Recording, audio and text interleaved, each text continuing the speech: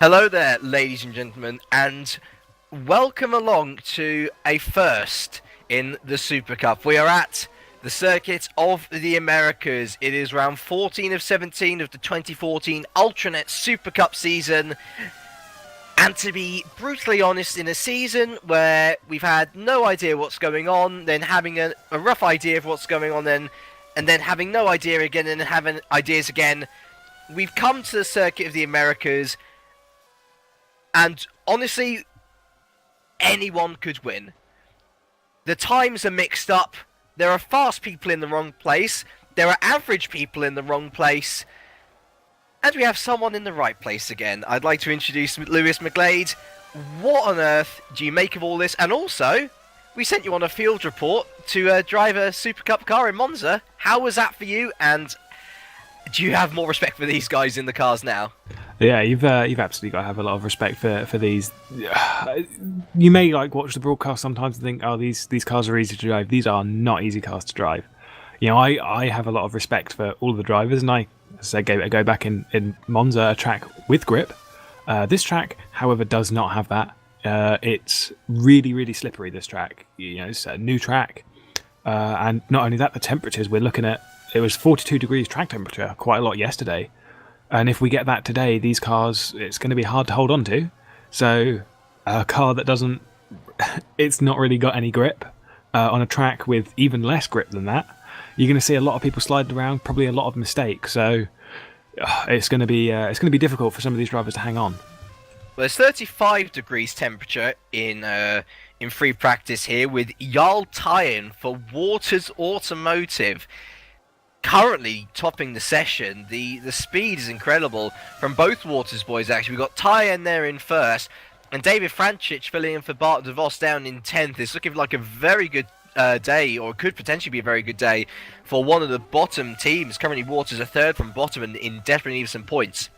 Adonis Engineering, Jason Muscat once again 13th. He's looking nowhere recently, but Tim Heinemann, who put in an impressive display yesterday in the Formula Challenge, he's in that Adonis Engineering car now, and he's P2. He could get their championship back on track, because we were saying early in the season it almost looked like Adonis were indestructible, and then all of a sudden points have just been dropped everywhere. Sven de Vries saved some in Monza. It's up to Tim Hyman to save some in America. And then we've got Florian Guy P3, Kevin Siggy P4, and a very impressive showing from Adrian McNaughton to round out the top 5. But there's a crucial point there from Adrian McNaughton. 5/10 ahead of the man in P6, Maurice Bracan. We haven't seen Philip Pushka yet. We haven't seen the likes of Tapper setting times. And, you know, honestly, this, out of all of the rounds that we've had so far, there is genuinely no solid indication as to who's going to take pole, because we saw a rise in something like 15 to 20 degrees in temperature between free practice and qualifying in the Formula Challenge.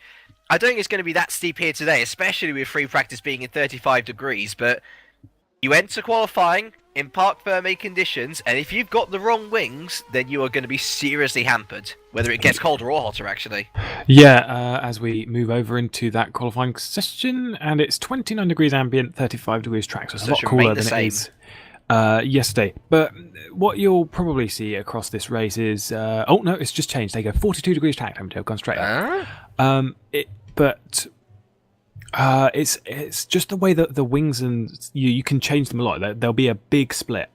Even myself and you, James, we were on completely different setups. I was on a high downforce setup, you were on a low downforce setup, and you will see that a lot in Super Cup. You'll see people with 300 k's plus top speed. Some people maybe even with 295, some maybe even 289. You know, not even really that fast.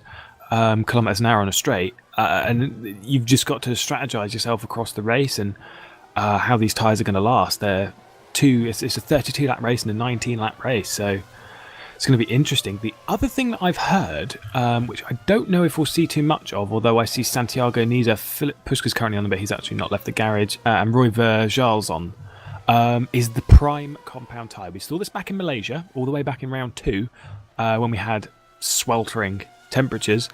Where some people were qualifying on the primes because the track temperature was so hot that they were burning up the options halfway into an option lap. So you had to do a prime stint to get yourself a solid time, because the primes can actually stay at maximum grip for the entire lap. So you might see a few people qualify on the primes and actually qualify in a decent position on them.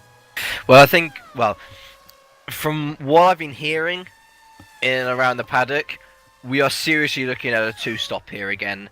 The last time we saw a two-stop as a legitimate strategy was Malaysia, and as it so happens, here at the Circuit of the Americas, this is the hottest conditions we have seen all year. Hotter than Malaysia. It's hard to believe, but Austin temperatures are skyrocketing in this late part of the year, unbelievably. We could see that strategy in qualifying. We could see two stops. What I'm interested in seeing, though, is whether people are going to be smart about option qualifying and taking a slow lap. This isn't the case with Ari Nieminen. Let's go on board with him now. He's currently, where is he? He's P11 for our cameraman Dave Carr-Smith, who's having a bit of trouble making sure he's got the right cameras, but he's in here now, heading into turn 1. So many different lines into this corner is unreal. I would not be surprised to see multiple incidents throughout both races. And then down into a eerily reminiscent Magus Beckett section from Silverstone. It's a left, right, left, and then another right here, trying to reel the car in, and then you always want to. You think you can take this wider. You can actually take it quite sharply. Then an uphill right and then straight into a left. And you can already see how much Nieminen is struggling through that section. Understeer is really quite a tough thing to handle. And heading down into the hairpin down here before the huge back straight. I believe it's the third longest on the calendar, this back straight. Mighty, mighty long. And what that means is even if you're a little bit way back from the competitor in front of you, you can actually still pick up a mighty tow as we head down now into the braking zone. Another hairpin to traverse before heading into what I would like to call the most technical section of the track, at least. Got a tight right-hander, you deceptively slow, though you have to take it really in a higher gear than you want to just to maintain the speed, and then a left in the sort of breaky, lefty, floaty corner. It's really weird. And then the anti-Istanbul corner, turn 10. Again, you want to nail these apexes just right. Nieminen doing it rather nicely. And then into the very difficult turn 19, which we see a lot of drivers going here, both in real life and the sim racing. Got a nice anti-cut on the edge there to make sure nobody goes too wide. A nice exit from the final turn 20 for Nieminen. And he posts our first provisional pole time of a 1:42.3. Instantly deposed by Jarl Tyen at 1:41.0 from the Norwegian. Yeah, I saw Ari through turn. I don't really know what to call it. It's 16 to 18. I call it turn 18. But he got the line wrong a bit for the first bit. It should have been a bit wider. But it's a pretty solid lap for his first one. Might come back to the pit lane and get some fresh tyres and give it another go. But that was a good time by Jarl to stick it into P1 at the moment on a 41.0. Skari Kantonen puts it into second for Satellite, obviously moving over to there, leaving Edness because he's not really too sure about what's going on there. So he's there for Satellite and done a 1:41.5, which puts him in second, which is great. So there's one thing actually that I want to see if it's going to happen here, and it's something that was a trend until it wasn't, and it hasn't been since, which was the winner of 2 races in one evening. I believe that, actually, funnily enough, the last time that happened was the final race of the flyaway races. Do you remember? It was China. No, it's Canada.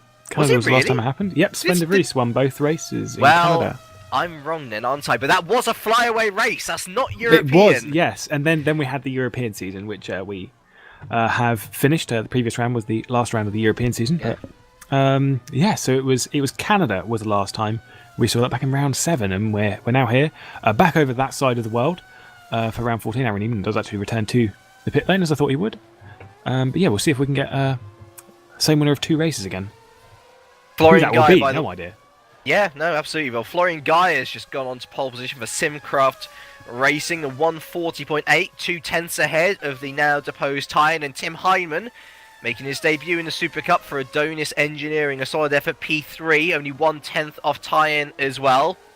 Last time Guy took pole, of course, was back at his home race in Germany. What he would love the German to get another one, as I'm just looking at constantly improving. I think, yeah, the problem with these option tyres is you really need a cooldown lap. You need to go GP2 on this, because if you don't have a cooldown lap either on the first or the third lap, then those temperatures are going to soar, and I really don't see you gaining much time at all. As Adrian McNaughton, there, has gone into P4 for Storm. Fantastic. Replicating his great form in free practice. I think he's a bit undecided on whether to come into the pits or not. I'm just seeing him at the end of this hot lap to see whether he has improved. No improvement from the Englishman just yet. Yeah, but no, it's a great lap from McNaughton as well. Tim Heinemann coming up from Formula Challenge, where he qualified third yesterday. He's currently sitting in the same spot, P3. Let's hope for a better start from him in the first race if he does finish there. But yeah, McNaughton in fourth position. It's a really, really solid lap. Really showing his teammate. His teammate, Manuel Gagzela's down in 11th place. Scott Beresford, actually. Big shout out to him. He's on the prime compound tyre, 1.1 seconds off, sitting in P10. That's a very good shout out. I wonder who else is on the prime tyres. Santiago Niza on the prime tyres. He's very much become the Mark Wicks of the season as Niza, though unfortunately the consistency and the cleanliness which brought Wicks through the field into very good positions hasn't really happened for Niza, unfortunately. We were actually talking about him pre-race and looking at him at the start of the season thinking, he could be a real threat. Hasn't really materialised for Niza, unfortunately, as I see Roy Verzil for the brand new Lever-Reed Fox Racing going into P19. The Dutchman fully moving up to Super Cup now, and Fox Racing harkening back to the old colour scheme of 2013 with a bit more red, a bit more flair. Lewis doesn't like it. I quite like it. It might bring them a bit of luck, you never know. Douwe Tapper, a 144.0 from the Dutchman currently. He's qualifying on the prime as well, as is Vandenan, as is Jonathan Osserklinth. And interestingly, someone who hasn't set a time yet, Philip Pushka. Now, we've heard that he may very well not want to win this championship either, unfortunately. And, well, this seems to be a statement of intent from him. Also trying to qualify on the prime tyres. Don't think that's for strategy, unfortunately, but it'll be interesting to see where the German can end up. He's usually at the sharp end of the field. Yeah, that's the 7th person qualifying on the prime compounds. That's a lot of people to give it a whirl, but yeah, he's another one that doesn't really want to win this championship because doesn't really want to move up to the Super League. But nevertheless, we'll just have to see what he's actually going to try and attempt to do today. I don't know if he's actually on a lap now because I can't see, as in on a flying lap. He could just be on an out lap. I'm not sure. But yeah, no, I'm really interested to see what this prime compound option compound mix is going to do in the race, because these options are going to really drop off at a rate because of the thermal degradation. I think the peak of these tyres was about 90 degrees back in Formula Challenge. It was 90 degrees, I think it was, and sometimes the tyres were running around anywhere between 100 and 110. So that's how far over that peak we're at. So we could see. Yeah, we can also see Philip Pushka's just pulled back into the garage. We can see you, mate. We know what you're doing. No need to be sneaky about it, as Kevin Siggy, the Austrian, who took pole position last time out at Yes, he did. Yes, he did. No, he did take pole position in Monza. He took pole position in WSS and Super Cup, didn't he? Currently he was P4. He's now P5. Is Jason Musker. That's a much better lap from the Maltese driver. Makes it an Adonis 3-4, and that's much better from Musker. He's been really off the pace recently. Good to see him back up there. Just over 5 minutes left of qualifying to go, by the way, so let's go through your top 10 as they are. It's Gaia from Tyen, Heinemann, Muscat, Siggy McNaughton, Canton and Parker, Brachan, and Beresford, who is qualifying on the prime tyres, rounds out the top 10 currently. Yeah, it's interesting top 10 as someone improves. I think it's Florian Gaia, 40.6. Good job. Wow. Slaps it 4/10 clear of Jarl Tyen. Adonis having a pretty good day, to be honest, with with P3 and P4. Obviously, when we think back to the early part of the season, that's not that great. But Adonis only took their first pole position 5 rounds into the championship, so it's not. I don't know. Can't really rule them out as possible race winners later on this evening. We'll just have to keep an eye. 4 minutes and 30 seconds to go of this session. So we'll just see who can chop and change. Scott Beresford is really set on this strategy of qualifying on primes. I think he might be coming in this lap to then have another stint on the primes, because it looks like they're only really good for one lap. Or he's doing a GP2 style cool down lap to give it a whirl again. But yep, he's going to give it another go now. So just see if he can improve any positions and move himself further up the order. 1.3 seconds off. And one big split that we've got. You were talking about this prior to the event, where 1 second sometimes qualified the entire top 25. I think back in Hungary it was something like 23 people within a second. Yeah. And here we've got a whopping 8 within a second. Yeah, it's we always knew this track was going to be trouble for some, because it is a brand new track. A lot of people haven't driven it. Someone who has been practicing knows. Oh, Emmanuel Axela, as I see, sorry, Scott Beresford flying into the wall there down at turn 7 or 8 or 9, whatever part of the complex it is. And the day just gets worse. He's being deposed in the top 10 because of that. Emmanuel Gaxella for Storm Racing goes into P3 now. What an interesting and relevant conversation we were having pre-broadcast, and I was saying he might be one of the ones to watch out for. He's been having a torrid season so far. You know, really, really struggling. P3 is just what he needed. Great result. And especially if, you know, people aren't so sure on consistency, that's where he might capitalise. Adrian McNaughton, his teammate as well, just gone up into P6, so deposing Siggy down to 7th. And I've just seen Nico Schweinzer, he's gone into P11, and Scott Beresford has called it a day, unfortunately, so he'll be qualifying no higher than P12 on the Prime Compound tyre. Yeah, we'll just have to keep an eye on him in the race. As Jarl Tyen has just retaken provisional pole position by 0.2 of a second. The Norwegian looking hungry, and Tim Heinemann there joins them in the 1 minute 40s, a 1:40.7 from the German. The Germans are coming for Tyen. The question is, can he blitzkrieg it himself? Wow, yeah. That was a good lap from Tim for Edness. Yeah, I'm just trying to look and see who's really going to chop and change his order. It's so crazy at the moment that you just don't really know. I think McNaughton's probably not going to be able to get another decent lap in, because I think these tyres, I think they would have just been pushed a little bit too far, and he's been pretty pushing on this lap, so he's not been cooling them down too much. So I don't know if he'll be improving again. Probably one to keep an eye on. Same with Emmanuel Gaxella, who's just started what will be his possibly final lap, I would have thought. I don't think he will get round to the flag to do another one, but the tyres here they'll be nowhere. But you know, keep an eye on it on this. These Storm Boys are looking pretty quick right now. Yeah, for a mid-table team, they're certainly showing up, definitely. especially Waters as well with a car on pole position. That's lofty heights for the team, currently third from bottom. Let's have a looky here. So Pushka still not qualified. We were expecting that. People who are disappointed a bit. Dowie Tapper, who's been up at the sharp end for quite a while, or for quite, you know, a couple of races this season, down in P21, so really struggling, and actually qualifying on the prime tyre, funny enough, as well. Also, we've got to look out for the guys with grid penalties. We haven't had them in a while, but we have a couple of +5s for you. Roy Vazil, currently in P20, holder of a +5. Also, Fran Lopez, holder of a +5. He's in P13 for positive, so the two of them will be moving down the order. Unfortunately, we've got a couple of new guys as well to look out for. We'll go over them in free practice, but we are now 30 seconds away from the end of qualifying, and Jarl Tyen has pulled it in. So Florian Geyer has just started a lap. Tim Heinemann has just started a lap. So I think the next man we'll be looking to try and make some sort of impact on this qualifying session is Emmanuel Gaxella. As you say, he might just make the line. He's putting it to the pits. He's given up. Muscat, yeah, keep an eye on Muscat. He's from what I've seen on live races, he's been putting in a pretty good, decent sector. Keep an eye on him.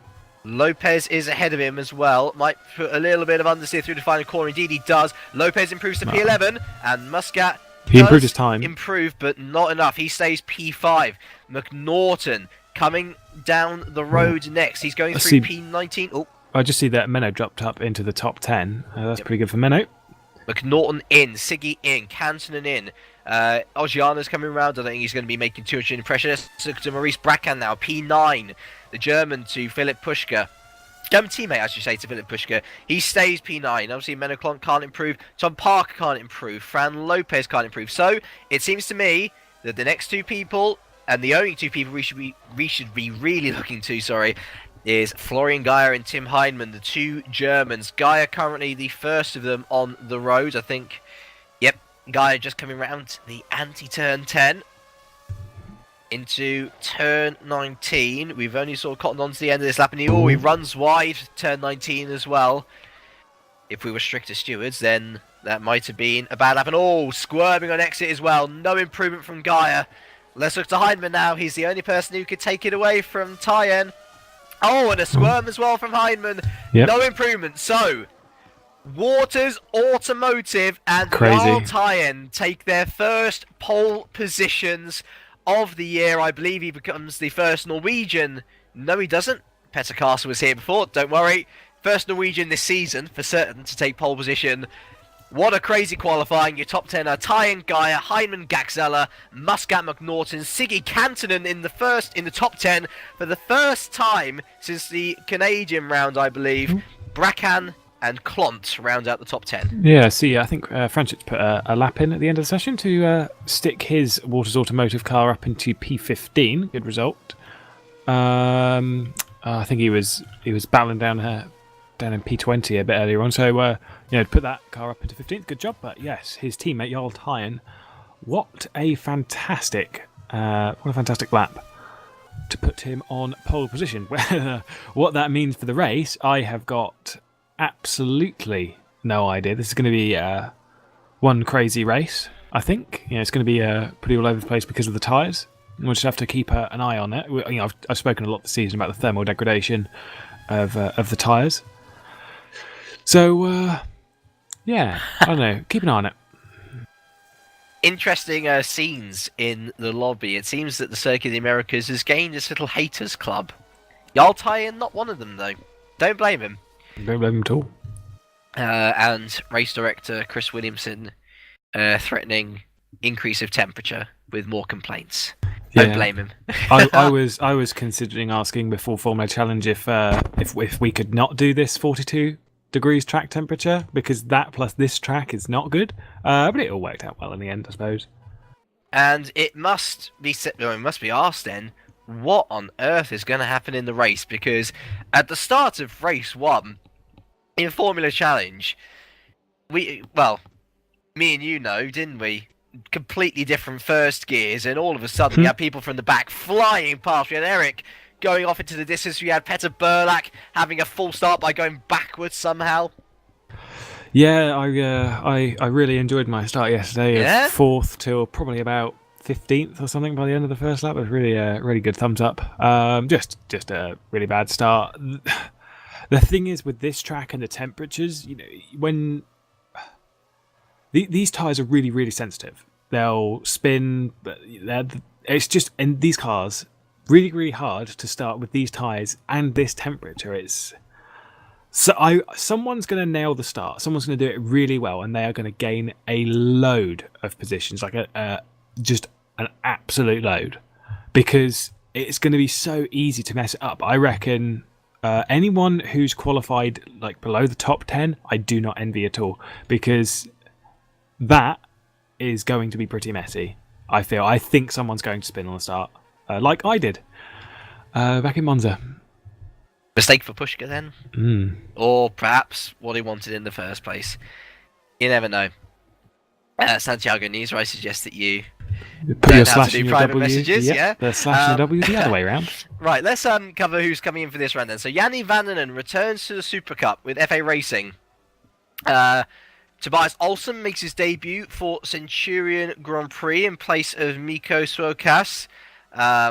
It was such a good event for Centurion in Monza as well. Unfortunately, Ben Horrell had that slightly marred by the fact that he got a 20-second penalty for cutting the first chicane and not giving up enough time. So losing points there, unfortunately, but it was a great event all round. I fear that they may not be able to do as well this time, because Tobias Olsen, he's got a good load of speed in him.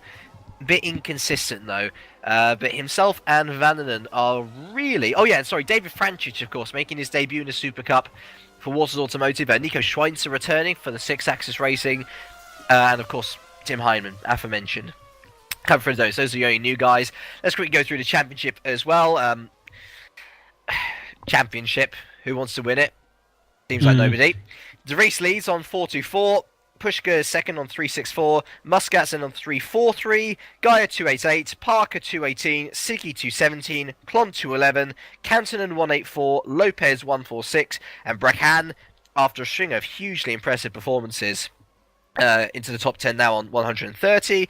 And then the Teams Championship, the battle at the bottom gets more and more interesting the more you look at this grid. Fox on 34, Scuderi Sitting on 37, Waters Automotive on 43, Centurion on 59, and Mazurek on 78. If Waters have the round that they are showing that they have the potential for in qualifying and free practice here, they could be seeing themselves out of that bottom 5 very quickly.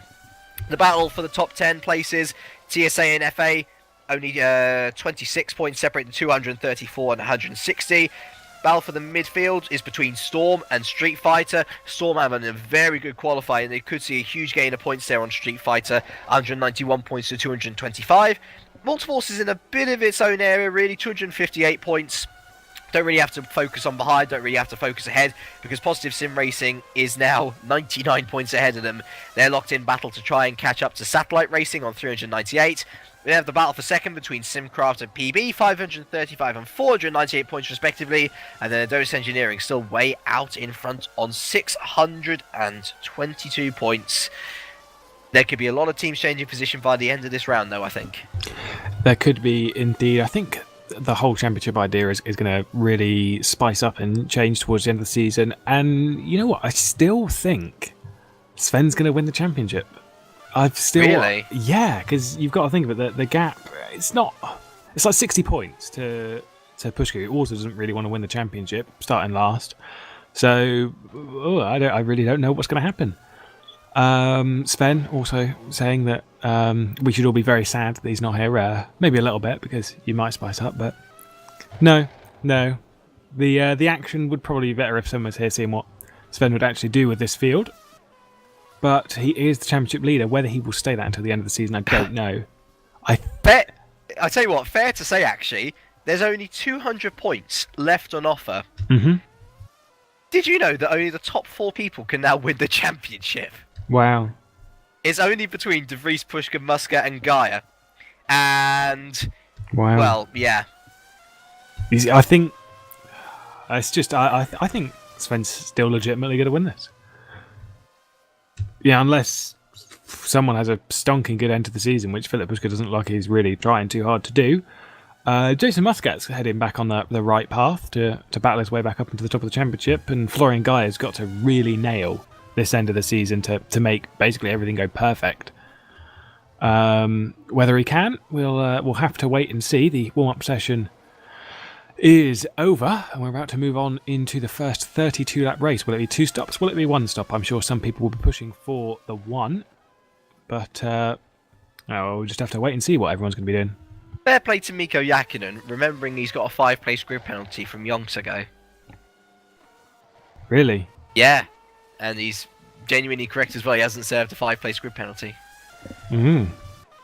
So, fair play from Mikko. What a lovely driver. Mm. You don't become a 2-time Super League champion by being someone who doesn't take penalties properly. Yeah, well, you could arguably you wouldn't be taking penalties at all, of course, but you could always tell him that the last time he won a Super League championship, it was a decade ago. I'm sure he'd really appreciate that, especially if he used the word decade. 10 years. That's crazy. That's how long GPVWC's been around, though. 14 years. 14th year we're in now. Yeah, crazy. Long time. And we hope that there are many, many more to come, of course, as we are now heading into the first race, 32 laps of racing action for your entertainment. Lewis, who do you reckon is going to take this? I haven't even got the slightest clue. I think Jarl's got a good chance if he can stay consistent with those times. I don't know what people's tyre wear's like. We've seen, actually, Florian. Florian could be a good shout, because we know that Florian, as of a fair few recent rounds, has had pretty decent tyre wear on those options. Hasn't been wearing them out too much. So yeah, I think Florian could actually be a really good shout for this. I'm going to agree with you. I think Florian Guy has shown time and time again that he can stretch those tyres. And I reckon he is the only person out of the top 4 not to have taken 2 race wins. I think he's going to equal up on that now. As Roy Vezil lamenting that he's got a brand new Tinder match as the race starting. Well, good luck with the girls, Roy. I'm sure you can explain to them after the race that you're in a sim race at an imaginary Austin. Wow. We start on pole position with Jarl Tyen, the Norwegian, taking Waters first in Super Cup. I believe Waters first in the career ladder, and his personal first in the Super Cup. A great effort from Jarl. He's joined on the front row by Florian Geyer. Just missed out on his 3rd pole position of the year. He'll be looking to take his 2nd race win of the year, his first since the 2nd race at Monaco. Tim Hyman on his debut for Adonis Engineering starts P3 ahead of, again, a very impressive qualifying Emmanuel Gaxella for Storm Racing in 4th. Can he replicate it in the race, though? Only time will tell. Perhaps the inconsistency of the Circuit of the Americas will play a reverse of fortunes for the Romanian. Jason Muscat third in the championship now. Starts P5 for Adonis Engineering with Gaxella's teammate Adrian Norton, I think his best qualifying of the year, starting in P6. Kevin Siggy on pole position 2 weeks ago, down in P7 for Positive Sim Racing, ahead of Ascari Canton in his first top 10 in qualifying since the Canadian round 7. He's in P8 for Satellite Racing, ahead of Maurice Brackham for PB Racing in P9, and Menno Klons, who rounds out the top 10 for Motorforce. Tom Parker starts P11 for Simcraft Racing, with Nico Schweitzer starting P12 for the 6-axis Racing, ahead of Scott Beresford, who is on the option tyres. Absolutely. They must have put in a late run or something, I don't know. Or maybe his fastest time was on the options. Maybe his fastest time was on the options to try primes later on. See it. Yeah. David Franchit starts P14 for Waters Automotive, with Ari Neelan starting P15 for Mazurek Racing. Santiago Niza is legitimately our first man on the prime compound tyre. He's P16, with Fran Lopez P17 after taking a 5-place grid penalty. Darragh Tapper's P18 on the prime compound tyre, so both Street Fighters going for the same strategy, with Mike Bell P19 on the options. He might be one to look out for as well, actually, as the race goes on. Was very good with his tyre wear last year. And Pavel Oknovsky rounds out the top 20 for FA Racing. Ben Horrell starts P21 for Centurion, with Patrick Gatewood P22 for Motorforce. Teodor Pangev makes his return to the Super Cup for Fox Racing, P23, with Mikko Jakinen P24 for Scuderia Basilia after taking a 5-place grid penalty. Tobias also makes his debut for Centurion in P25, with Roy Vezil spinning, but he does start P26 and on the prime compound tyre. Yuri Ogiano starts P27 for Scuderia Basilia, with Jonathan Osterklin starting on the prime compound tyre in P28. Yanni Vanden is also on the prime compound tyre for FA Racing. He starts P29, and Philip Pushka, for whatever reason, starts from the back on the option tyre. Yeah, he's going to be one to look out for in the race, probably pushing his way up into the top 10, maybe a bit like Jolyon did in GP2 at Monza. But keep an eye on that as they're all lined up and get ready for the start. This is going to be interesting. The right row on your screen, or the left row as you can see, just slotting into position. And we have the lights coming on now. We've got 2, 3, 4, 5 lights, and here at the Circuit of Americas, we are racing. And it's a decent start from Hyman, a decent start from Gaia, and Gaxella was almost crushed into the wall there from Gaia. Hyman with a brilliant start, and he's diving through on the lead as well. Can Tyen hold on to it? No, he can't. Hyman from P3. Oh, Gaxella, no! Gaxella, massive crash back there. I'm not sure what on earth happened, but Hyman and Tyen are absolutely miles clear of Scully Kantonen up into P3. He certainly hasn't been running in the podium for loads of time. Kevin Siggy goes wide in the Magnus Beckett section, so Tom Parker up to 4th from P11. Muscat 5th, McNaughton 6th. Beresford 7th, David Franchich from P14. He's up to P8, Kevin Siggy slots back into P9, and see Kevin Siggy's actually lost his front nose, so disaster for the Austrian. Dalway Tupper! Where on earth did he come from? He's going to be P9 once all this has come down. And then Mike Bell, he's in P11. This is going to be a huge ramification in the championship for everyone involved. Where on earth is Philip Pushka? He's into the points already, Philip Pushka, from the very back of the grid. He's in P14. Absolutely maddening stuff. Meanwhile, though, up at the front, Tim Heinemann leads from Jarl Tyen. Those two are now 3 seconds clear of Kantonen.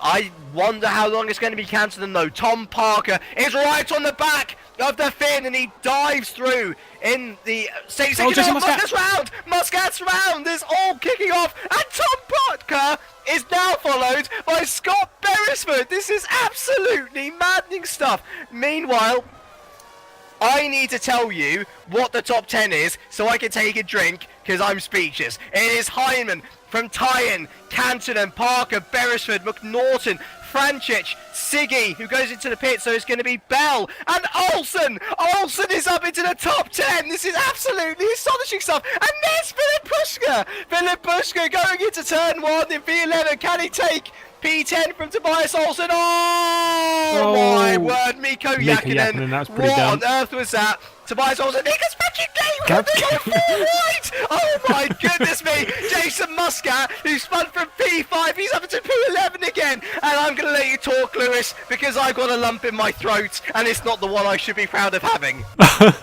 I'm going to say this to all of the drivers when you rewatch this. That was the most hilarious start I've ever seen. Congratulations. Some pretty poor driving, going to be honest, from a lot of members of that grid. Manuel Gaxella and Florian Guy having contact coming out of turn 2. But yeah, that's not an impressive start. It's hilarious, but quite dumb. So congratulations, Supercup field. But Oskari Cantonen, though, P3. Great job. He's under attack from Tom Parker, who's diving up the inside. He's going to get through this time, but Beresford, he's looking for a podium. Beresford in P5. I like you, Scott, but that's not where I thought I was going to see you in race 1. Sorry, Yartine up in the lead. He's going forward from Tim Hyman. He tried on the inside of the stadium section, but he couldn't get anything done. Yartine really hounding onto the back of Hyman, and the two of them are now 6 seconds clear of Oskari Cantonen as Tom Parker tries to look around the outside of turn 19. He can't do anything. Cantonen goes wide, and will Tom Parker have a little look up at the inside of the last turn? Yes, he does. And that's a nice clean move from Parker. A little bit of a slip on exit. And Hyman! Oh my goodness me! He's gone as well, and he's getting absolutely mugged here. He smashed the wall. He smashed the wall. He put too much throttle on final corner and just went straight into the wall. He hit it with his left rear suspension. Oh my word! I hope you caught that, David Carl Smith, because Tim Hyman, how on earth he saved that car is beggar's belief. He's got some genie magic in that thing. Either way, he's now down to P7, and Jarl Tyen, who lost the lead of this race early on, now has a 6.5 gap on the rest of the field as Cantonen. Cantonen is fighting off Beresford and McNaughton, the two Englishmen, desperate to get onto the podium. Here goes McNaughton down the inside of Beresford. The whole train of them going into the hairpin now. Poor old Hyman, he must wonder what's hit him. Behind them, Dalway Tapper on the prime compound tyre. He must be laughing. He's P8, Philip Pushka P9, and Mike Bell P10 with Jason Muscat P11. What a bizarre start to this race. It's Scott Beresford around the outside of Cantonen. And what a lovely move that was from the Englishman. Scott Beresford onto the podium. Cantonen down to 4th, though. Cantonen, he's going to try and fight back. He'd so love a podium, especially for Satellite. He can't get it done, though. And he's now down to P4. Adrian McNaughton behind P5, and Hyman trying desperately to get past Francic, but the Croatian isn't giving way. Yeah, wow. Just wow. I thought we left all the rookie stuff back in Catalonia, but clearly we're bringing it back to Austin. 4 rounds to go in the championship. But yeah, no, it was interesting first few laps. I think that's the most interesting first 3 laps that we've had all season. Absolutely crazy. Oskari Cantonen is going to look on the inside of Scott Beresford for turn 1, but doesn't quite do it. Beresford, stunning stuff at the moment, and running in P3. Going to see if he can catch Parker. I don't know if he can. I've always thought that Parker might have had the legs on him. But Beresford's one to look out for tyre wear wise. He's been okay with it. Not like, you know, as good as Mike or even Florian, but he's been pretty decent, smooth driver. So maybe keep an eye on him tyre wise and see what he's doing strategy wise. Although I'm sure it's pretty much all out the window at the moment, and it's just try and survive. Gaia down in 15th, by the way. What a disastrous few laps that was. I was actually looking at the gap between Parker and Tyen over the line, for lap 4. It did go down by 4/10, but I think Parker's got a major problem now, and he's certainly got a major problem now. Here comes Scott Beresford. He wants more than third, doesn't he? On the outside now of turn 12. Here we go. Scott Beresford trying to replicate his move on Canton. Doesn't get it done. He gets a little bit of a better exit heading into turn 13 now. Tom Parker is the inside, and that is the optimum line you want. Really defending nicely, and that's allowed Canton to catch up onto the back here. Adrian McNaughton, he is really laughing as Parker goes a little bit wide, but he has the inside line once again. Into turn 18 we go. He's going to be less speed for 19. See if Beresford can dump one around the outside. I think he will. He's pretty smart. Oh, Parker very slow, and here comes Canton. My word, taking turn 19 like a boss, and he tries to take Scott Beresford around the outside of turn 20 as well. Nothing doing, and the gap to Parker, I said it was, what was it, 6.5 seconds? Yeah. Up to 8 now. Yeah, Jarl has pretty much... Canton on the inside of Beresford, and the Finn takes back his podium. Yes, it's good between this lot. 8 whole seconds. That is quite an impressive lead. It could be one of the most dominating victories at the moment. Not going to go anywhere at the moment, jump to any conclusions, but I think the most dominating victory we've had in Supercup this season has been about 20 seconds. So to say that he's got 8 seconds after 4 laps is saying a lot about Jarl's driving. But you get on that, actually. See how big I'm our going to go and biggest find out, gap was. Yep. It's Malaysia, probably. Malaysia or Bahrain. I'll keep shouting at these guys as Canton, having a little bit of a look on Park and a little bit of a light above the tyres as well. That's going to put him under massive pressure from Scott Beresford once again, as I see a little bit of change, and that's Gaia, Lopez and Yakinen battling for 12th, 13th and 14th, so Gaia back up into those areas. Meanwhile, Scott Beresford looking down the inside of turn 12 for Canton, unable to do anything though, so the Finn holds on to P3, and all of this once again helping Jarl Tyen to really stretch his legs. 8.7 seconds the gap now between Tyen and Parker, and because of all this battling, it's now allowed Adrian McNaughton of all people to catch up onto the back. I tell you what, Tim Heinemann, he's actually dispatched of David Frančić now. He's really, well, I say he's nowhere, he's only 1.1 seconds behind, and here comes Filip Puška as well. Filip Puška up into P8 from the back of the grid. So let me give you a good idea of this, ladies and gentlemen. He started P30, we are now heading on to lap 6, and he is P8. That is an overall gain of 22 positions for the German. I don't think it was quite going to how he planned it either. Yeah, that's pretty incredible. Also, most dominating victory of the season was in the hands of Filip Puška, and that was back in Bahrain, race 1. And it was a whopping 10.5 seconds, as to which Jarl has got 8. Jarl has got 9.5 now, so Jarl is very quickly hitting the 10 limit. So, considering it was 10.5, I think that's going to change if Jarl can keep this together, keep himself cool, and Oskari, Canton, Tom Parker, Scott Beresford, McNaughton, Tim Heinemann dropping down the order again. Yeah, let's have a look what happened to Heinemann here. No, I don't think he dropped down the order actually. Yes, he did. Did he? Yeah, he spun. Yep, he definitely spun. Yeah. He, he's done it again in front of his section. teammate. Oh, that was. Yeah. He needs to move that brake bias forward and, fix that setup. Here comes Muscat, and here comes Tapper and Bell as well. As Canton looking around the outside of Tom Parker for P2 and 3. Oh, Askari Cantonen. Oh, and here goes Parker again. Oh, he's forcing him out, Cantonen, but Parker is the inside line in the same section, and my word.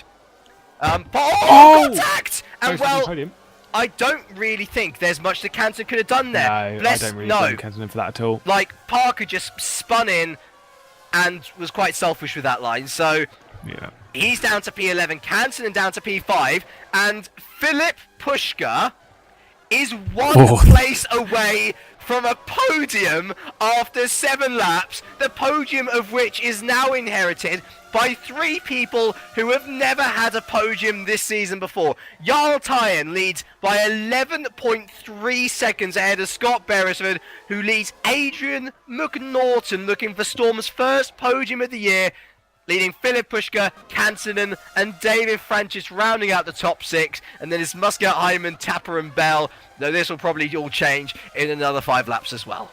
Yeah, Tom Parker basically gets out of the way of his teammate, Florian Gaia, who's running in P11, trying to recover from what was earlier on in the race. Scott Beresford looks like he's pulling away from McNaughton a little bit through that first sector. The gap between those about 0.8 of a second. But yeah, I'm actually going to put blame of that incident on Parker. That was... it's certainly not Canton's fault. There wasn't really that much he could have done. Scott Beresford immediately on the defensive down that straight. Then decides it's probably best not because he's not catching too much. But Philip Pushka is going to be gaining on these two by quite a margin. I'm going to keep an eye on that gap. It's 14.5 seconds between Philip Pushka and the lead, but it's 3 seconds between Philip Pushka and P2. So keep an eye on that gap as they cross the second sector split. It's still 3 seconds, so it's not come down any in that sector. And through all this, we've only had 2 retirements. Crazy. That of Emmanuel Gaxella and Maurice Brackhand, who unfortunately has got a massive job to do if he wants to get on the podium once again in the reverse grid races. Jarl Tyen heads onto lap 8 of 32. We have only just passed the 20% marker. And let's see what the gap is now to Scott Beresford and Adrian McNaughton. It seems that Beresford actually pulls away in that first sector, but McNaughton pulls it back a bit. The gap remains at 11.8 actually, so Scott Beresford holding station now at least. Yeah, I would be very... Pushka. I would be worried about Philip Pushka and Askari Kantonen. What? Beresford too deep at T1. Oh yeah, but here comes Kantonen as well, the inside of Pushka. Oh, and these two are starting battling now, so Pushka just about holds the inside line. By the way, Guy has just gone back up into the top 10. He's just passed Mike Bell. But Kantonen, by no means, is giving this up. He's giving the German a run for his money. It's almost like the early season races. Absolutely. Askari Kantonen starting out with the double win and winning twice again at the Circuit de Catalunya. And he's trying to put on some decent form and put himself back into a decent points-paying position for Satellite, especially considering the team that he was originally part of, Adonis, not having a particularly great round, running in 7th and 8th at the moment. All of a sudden, they're going to be crying Kantonen's name, yeah. Indeed. So, we have our 3rd retirement of the day, finally, goodness me. And our 4th as well, fancy that. Nico Schweinzer out for TSA, Ben Horrell out for Centurion, and a shame for those, all 4 of those guys who've retired, unfortunately. As Dawe Tapper and Tim Hyman, they're battling for P8 and P9. Remember, Tapper, on the Prime Compound tyre, he's really a cat amongst the pigeons here. We're not sure what he's going to do, and we're not sure what Hyman's doing either, almost rear-ending the Dutchman. That could have been ugly. Yeah, Scott Beresford's looking like he's about to have a really, really big problem in the form of Adrian McNaughton for that P2 position. Bearing in mind, Beresford led quite a few laps back in the second German race, in the sprint race there, and couldn't quite hold off to get a podium in that. Finished P5, running in the podium again. Is he going to be able to hold on here? Adrian McNaughton is looking like he's in a really racy mood to take that P2. He's not finished on the podium, as you alluded to earlier on. I think his highest finish probably a 4th or a 5th is McNaughton, maybe even lower than that. I don't remember him finishing in the top 5. We're going to find out. Yeah, we are indeed. Fran Lopez has just gone past Mike Bell for P11 and P12. That was into turn 1. It's worth reminding everyone at home as well, of course, that we have a reverse grid of 6 to 10 still Tim to deal spun with, again, of course. Apparently. Who? Hyman spun again. Yeah, I saw someone falling down the order. Where is he now, though? P14. Still in points. Yeah, but battling along with Mikko Yakinen and Menno Klont. Mike has let Mike Bell in P12 let Fran Lopez pass for P11. I don't know if that was a let pass or a fight position, but genuine overtake. Fran's trying to push his way through the order. But yeah, with Tim Heinemann dropping down, I don't think he's quite used to these cars. I think he's finding out what I did is these cars are difficult. Yeah, say. And that's really allowed Tapper a little bit of breathing space, but he's got the 2 Simcrafts coming up in a rate of knots now, actually. Florian Geyer and Tom Parker, both in their own separate troubles, both looking to regain some positions, and I wouldn't be surprised to see the 2 black and gold cars double-teaming the poor old Dutchman. That said, though, I wouldn't be surprised to see Tapper leading this race, or at least on the podium at one point, because he's certainly going to be going on the longer stint. That's it. Well, it's jinxed. Bye, Dowie. Oh, no. This guy. Why do I do this to himself? This guy seriously needs a good result, does Dowie? He had that podium back in Spain. It was finished P2 to Oscar Kenton in the second race. He needs a good result, does Dowie? And on the Prime Compound tyre, running in front of both of the Simcrafts, I think it's looking pretty good so far. I'm going to look at his lap time in comparison to the leader. He's only about 1.3 seconds off a lap to the leader, and he's run on the prime, so clearly showing he's got some decent pace in that Street Fighter.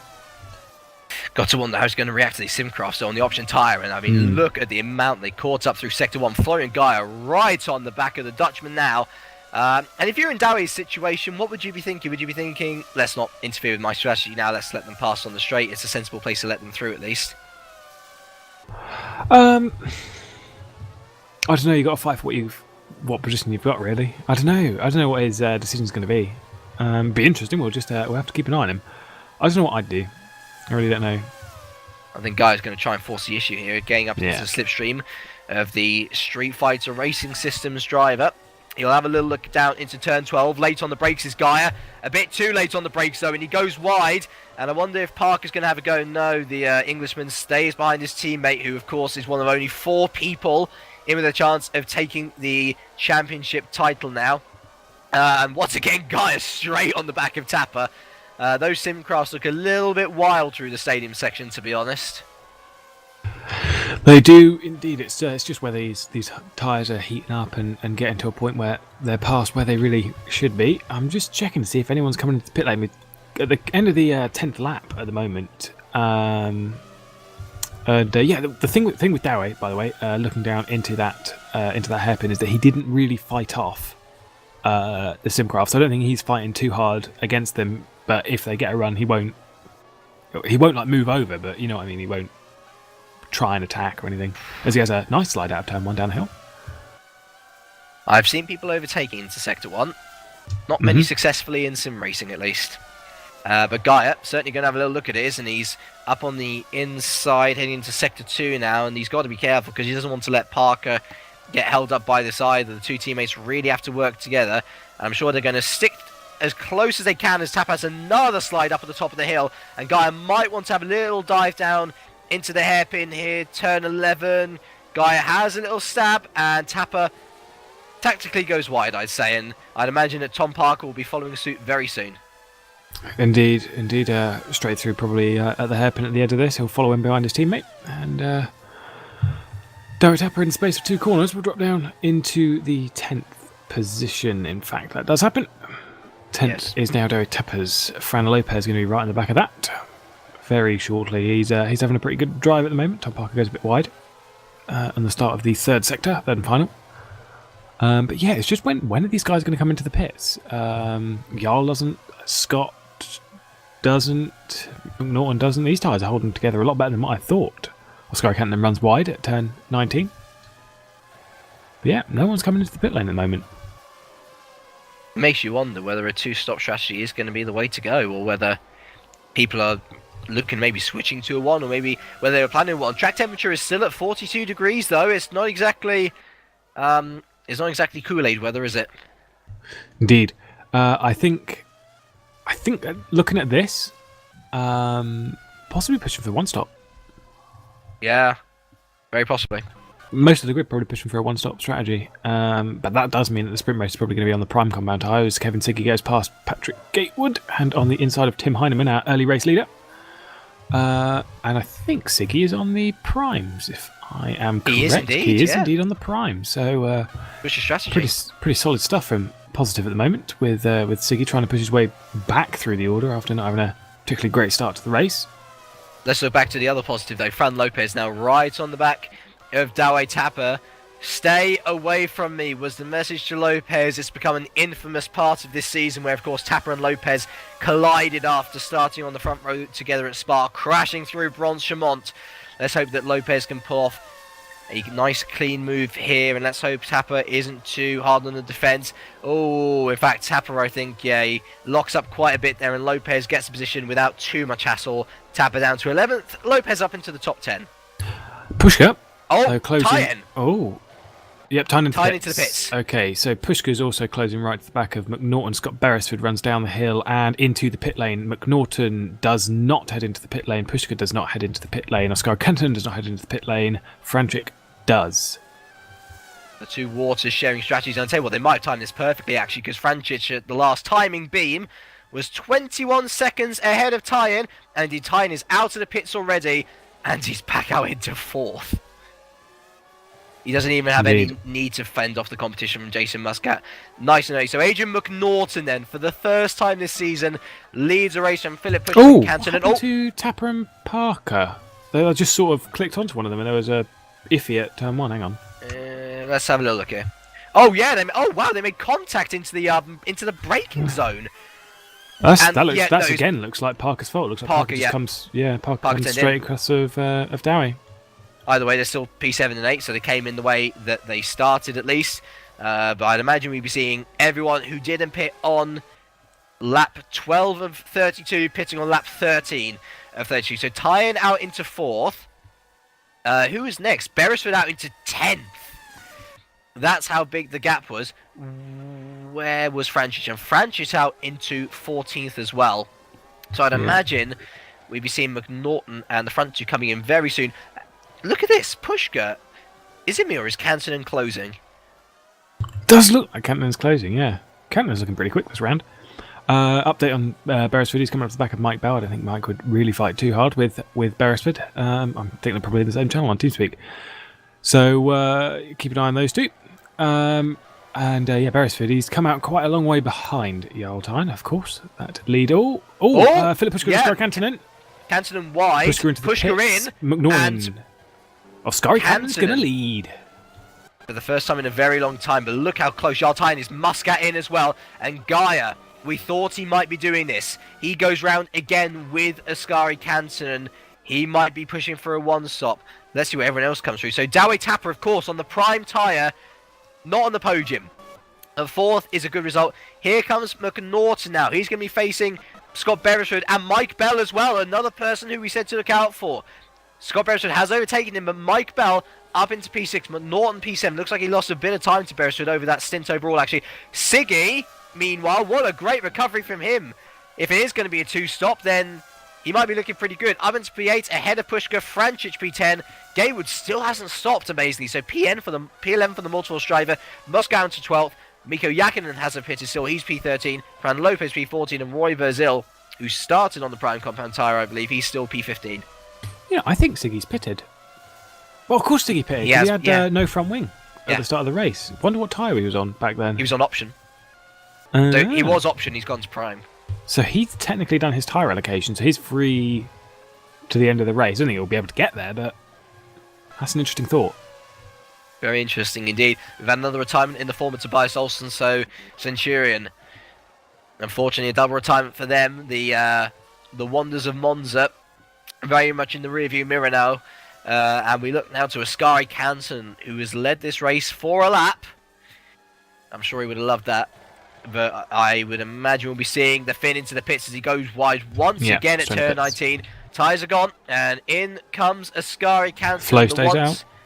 The once-time Supercup leader comes in, but Florian Gaia does not, as you rightly say. He'll go into P2.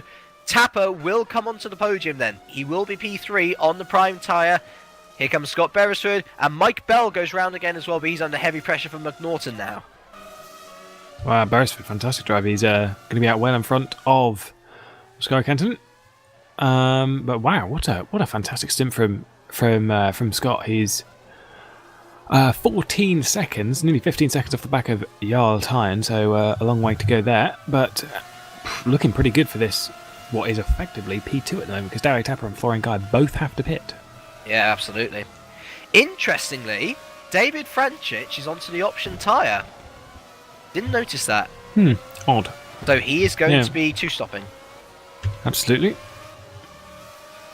We have yet to see whether other people will be two-stopping, of course. It seems that the prime tyre is the popular option now, but we'll see whether the Croatian can make up a little bit of time. I don't think they will. Why? I've always said it, but the sprint race is 19 laps, and there's less than 19 laps to go. So I think people are going to be running primes in the sprint race, and I reckon the primes will be able to do the full distance. Interesting, okay. Mm-hmm. As, McNaughton there. Oh, yeah. Well. Mike Bell dropping a load of positions. Yeah, Kevin Siggy actually. The thing there is Kevin Siggy's gotten ahead of all of them. Yeah. And McNaughton has just mugged Mike Bell, and now Bell's under attack from Philip Pushka. Bell trying to defend to the stadium section, being careful not to cut McNaughton off. cut McNaughton off there. The Pushka is round at turn 18, so Bell disposed of, and guys into the pits. Tapper goes round again, of course.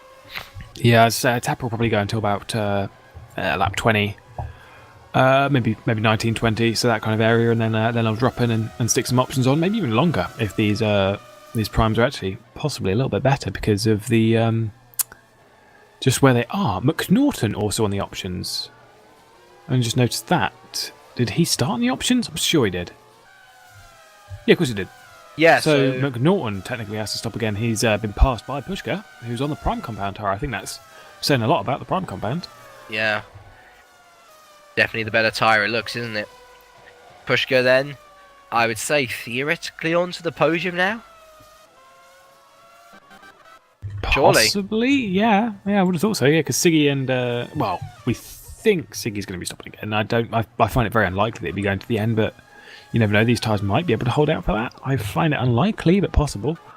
Darry Tapper's obviously got to pit again, so yeah, Philip Pushka's technically running in a podium position. And when Darry Tapper does come into the pit, Scott Beresford is going to be 17.5 seconds behind Jarl Tyne. That is an incredible lead that Jarl has pulled out. Gaia into P8, Bull into P15, both into points. That's the crucial thing. I guess the next pitter that we will be looking for is Darry Tapper. Let's just see how far these prime tyres can run. It's currently lap 16 of 32, and he goes wide at the anti-turn 10 from Istanbul. Halfway through this race, let's see what Tapper does. He goes round again, but he doesn't look that solid, I'll be honest. He's looking like the understeer is starting to hurt him a bit now. Indeed. I'm just looking. We had a little prediction pre-race to everyone as to how many people would finish this race. I said 20, and currently we've still got 25 going. So yeah, feeling pretty good about my prediction. Not looking too bad, is it? It's looking like it's going to be over 20%. I hope that remains the case. Halfway through the race? 17 and 32. Yeah, let's go through your top 10 with still a couple of pitters still to go, but strategies will work themselves out. Tyen leads by 13.9 seconds ahead of Darry Tapper. There's Beresford, Siggy, Pushka, McNaughton, Canton and Gaia, Francic and Lopez rounding out the top 10, though Lopez in close pursuit from the Adonis driver Jason Muscat. Oh, what another poor event Adonis Engineering have had so far, though. The other one currently down in P21. And I'll be honest, I was expecting a bit more from Tim Hyman.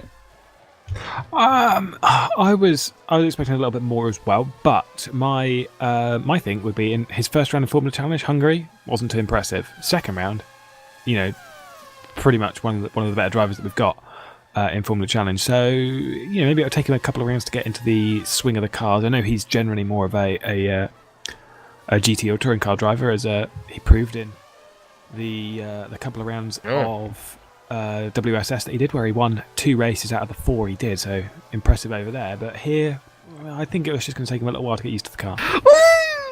Ooh, that's a high-pitched noise that I can't do. Oh, Pushka and Siggy. Yeah, Pushka had overtaken Siggy, and Siggy decided that he could overtake the stadium section of Pushka. Well, you won't see that too often. No. I did it yesterday, though, so I'm putting my hand up going, woohoo! Siggy in the pits. Yep. And so, I wonder, is he going to go prime tyre again? Surely. Possibly. Let's have a look here. If he's going to go primes again, then he's going to have a very interesting sprint race. P18. He's got to go prime, surely. Oh, sorry. Yep, he goes prime again. Yeah. Yep, so he's going until the end on the prime. 2-stop it is for Kevin Siggy. Seems like an enforced 2-stop for me. He's not going to come out ahead of Parker. He's going to be close to him, though. And where's Roy Verzel? Roy Verzel still going along with Darry Tapper on the prime compound tyre from the end. He's now into P13. Kevin Siggy out into P12.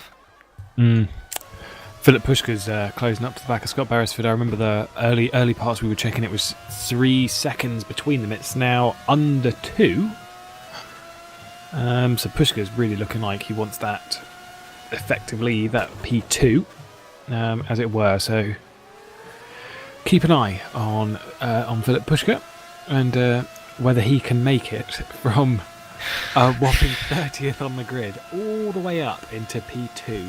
Incredible. It's strange as well, because I remember when he started from the back in Malaysia, because he didn't get in on time to qualify, and he came through to P8, got reverse grid, Didn't win the second race, though. Didn't win the second race. Sven was too quick there. But he did very well. I think he's going to need a mistake from Tyen to be able to take the win, but you never know. Stranger things have happened in Super Cup, like the first lap of Austin, for example. Dawi Tapper into the pits. Dawi Tapper into the pits. Interesting. Also, Philip Florian Puschke.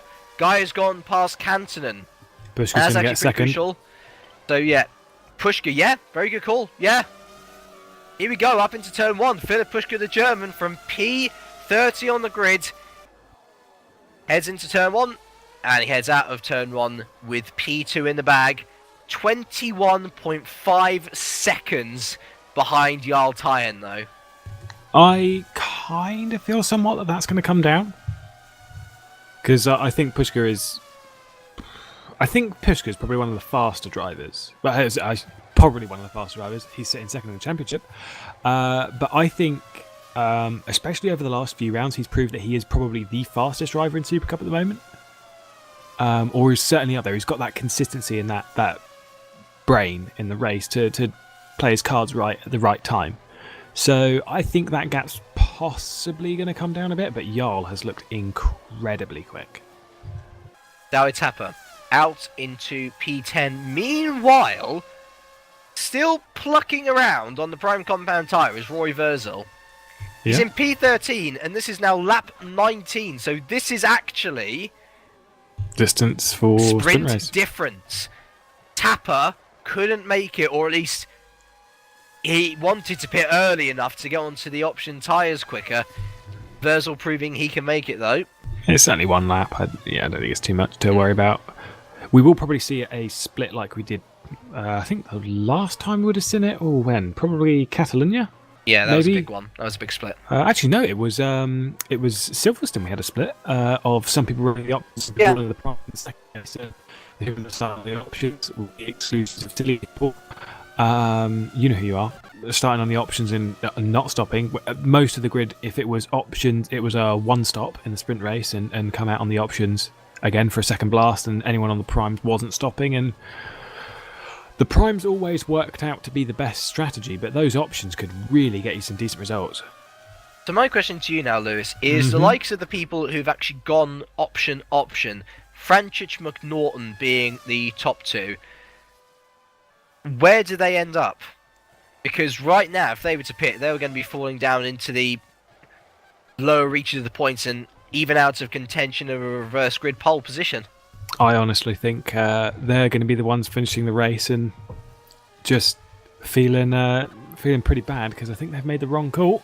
Whether it's through accidental mistake or not, it is the wrong call. Lopez didn't start on the prime, did he? I don't know.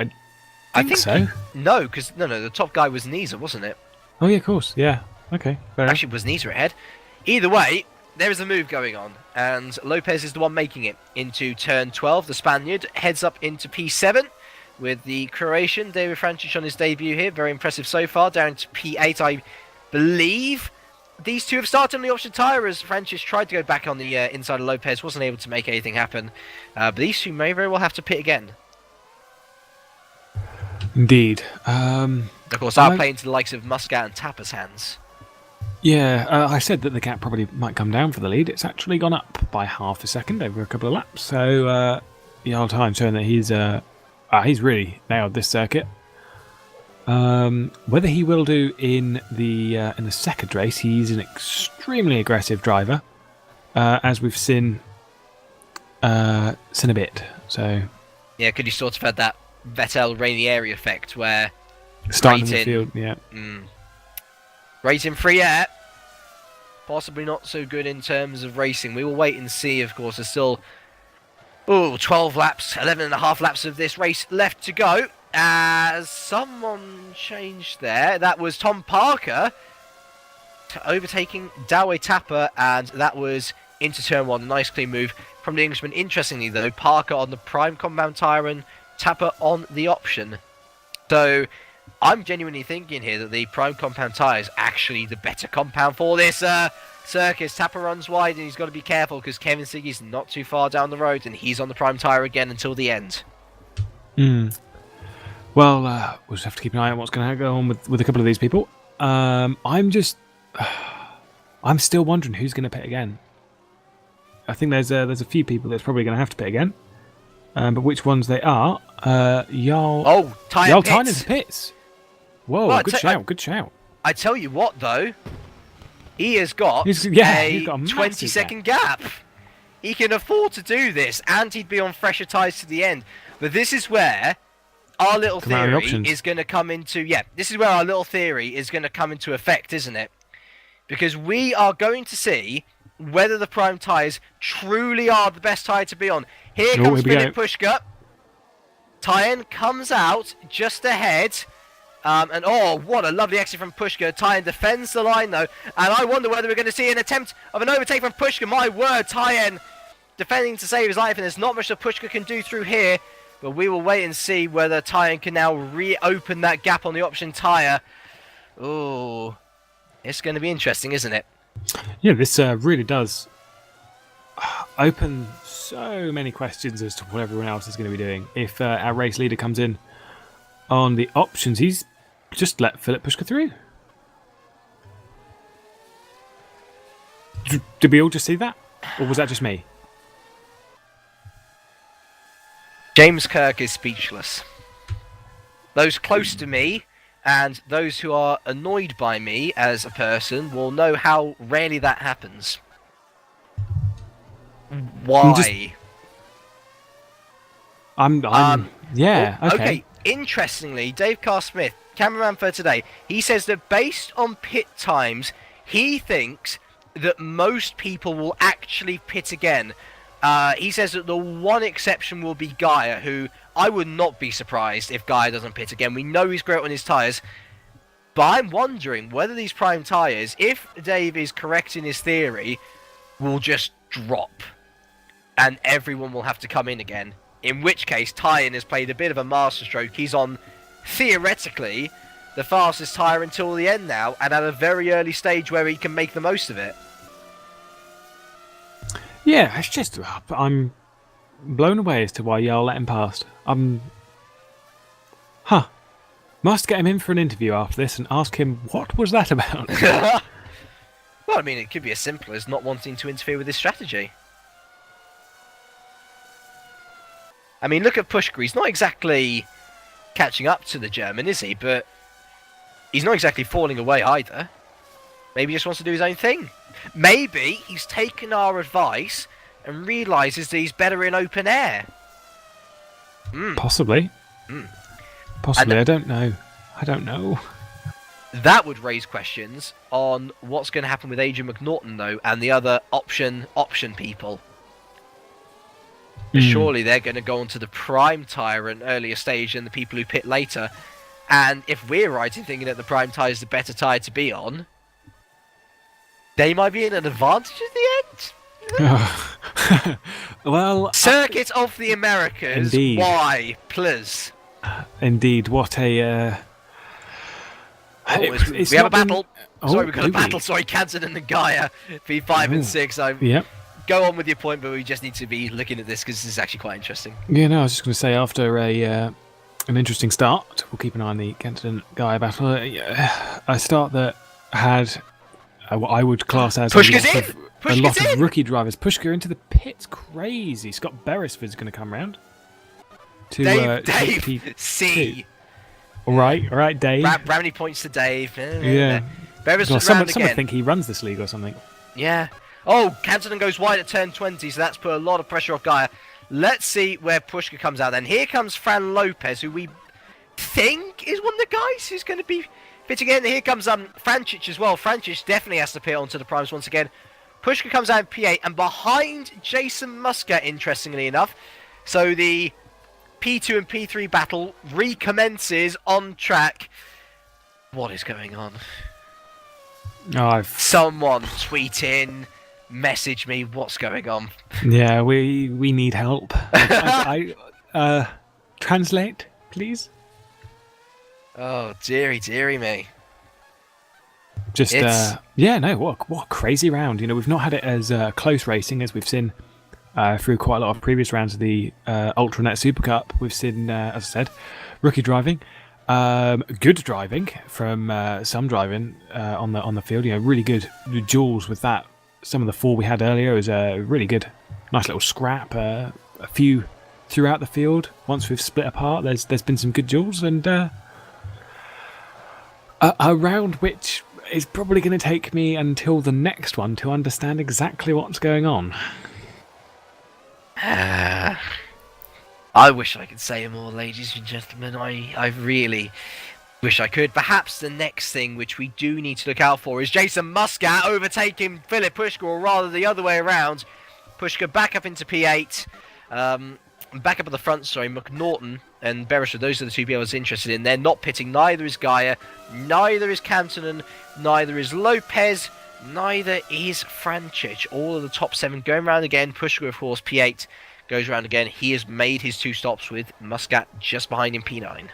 Siggy is in. No, he's not, sorry. Siggy isn't in. He's battling Tom Parker very closely, though. Okay, I'm just trying to find out what Beresford's doing, because I was talking to Scott a lot prior to this event, and he's always leaned towards doing as little stops as possible. So I don't think I don't think he's going to be pitting again. I think Beresford's going to the end. I think he's going to try and stretch us out.